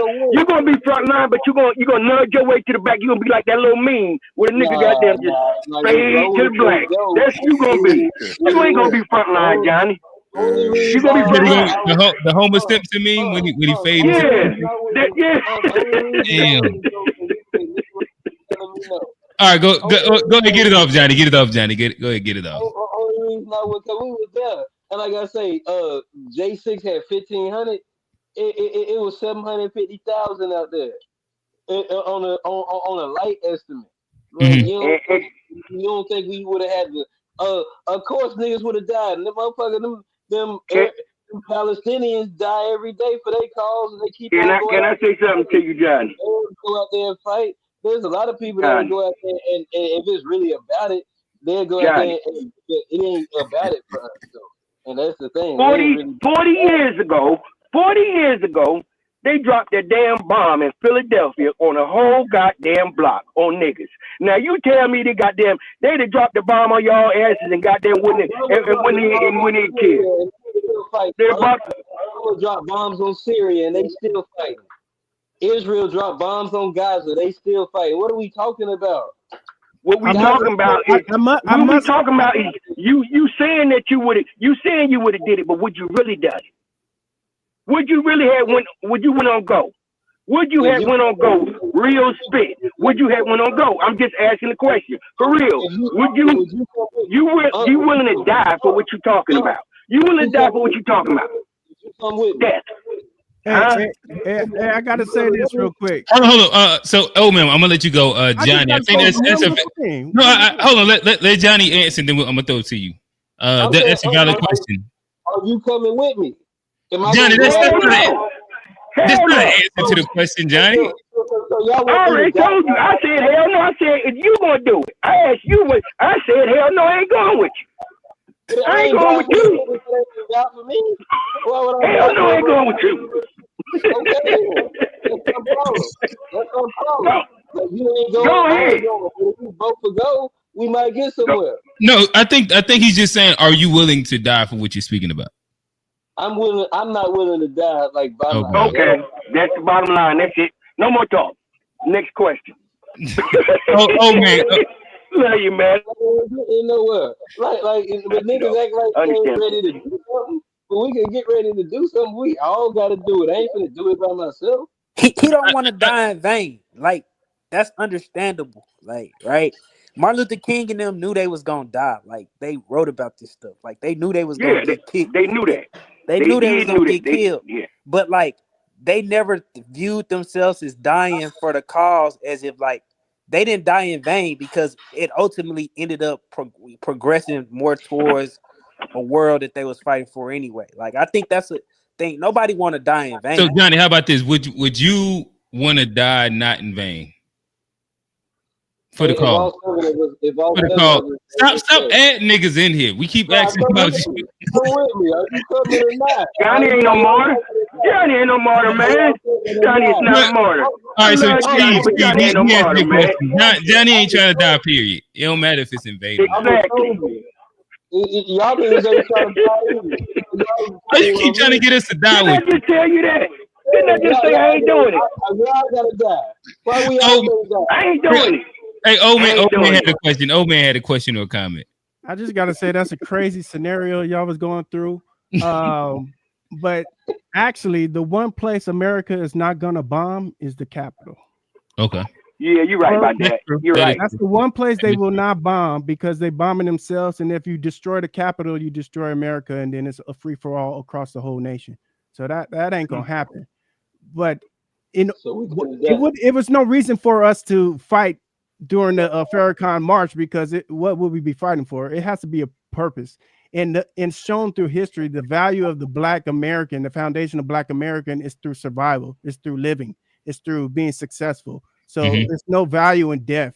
If that was the case, we all would have killed ourselves in slavery. I mean, that's the worst thing you can go through. So yeah. But I am willing to die for the right cause. I'll tell you that. All right, so you different. The right cause, yeah. I can understand the right cause. Johnny, wasn't the Farrakhan thing, the last one was in 2015? 2015, yeah, that's the one I went to. I mean, wasn't police brutality a thing then? It was. Like, niggas could have went and crashed out about that. They were scared, Camus. I mean, it would still have been for a cause, bro. I mean, police brutality, all of those unnecessary deaths, and You saying that you could have crashed out for that, Johnny? They gotta come with me, Camus. They gotta come with me. I ain't gonna go out here like they gotta come with me. I ain't going with you, Johnny. Johnny want a group. Why you need a group to die for a cause? Johnny want to Homer Simpson everybody and fall back. Yeah. G, are you willing to die for Johnny cause? I guess. Nah. Okay. All right.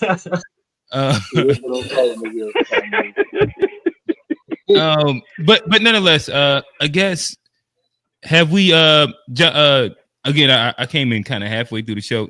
Y'all did speak on we out of time. Yeah. We out of time. All right. Nonetheless, this has been a great episode. Shout out to the panel, shout out to the call-ins, all the guys. Again, I came in kind of halfway through, but in the mix, I seen that we did hit some. Y'all talked about the BET Awards, I believe. We got some Donald Trump versus Elon. We got a lot of this LA riot that's happening, where I do think that it is very, very interesting, especially being a minority group especially being Black people, seeing another minority group protest. Because again, like typically we are front line inside a lot of these scenarios. So there's a bit of compare contrast that we could do with it. But also we can look at it and say, how effective is what they're doing? And that's a bit of what this conversation is rooted in. We hit a decent amount of points. And with that said, this has been a fun episode of Unpacked. You got G, Cash App, G the King, G-ish Pod. You have a third of the To Be Fair show, Johnny P. A Black computer died on us. Camus, South Africa zone. He said that the Mexicans trying to take California back. That's what they got from South Africa. He said California to Mexicans. Yeah. He said that's for Mexicans. Steve, San Diego zone. He was out there parlaying with the BBW whites with Johnny. Old man drove through the protests, and as always, just letting us know about all the colors of niggas.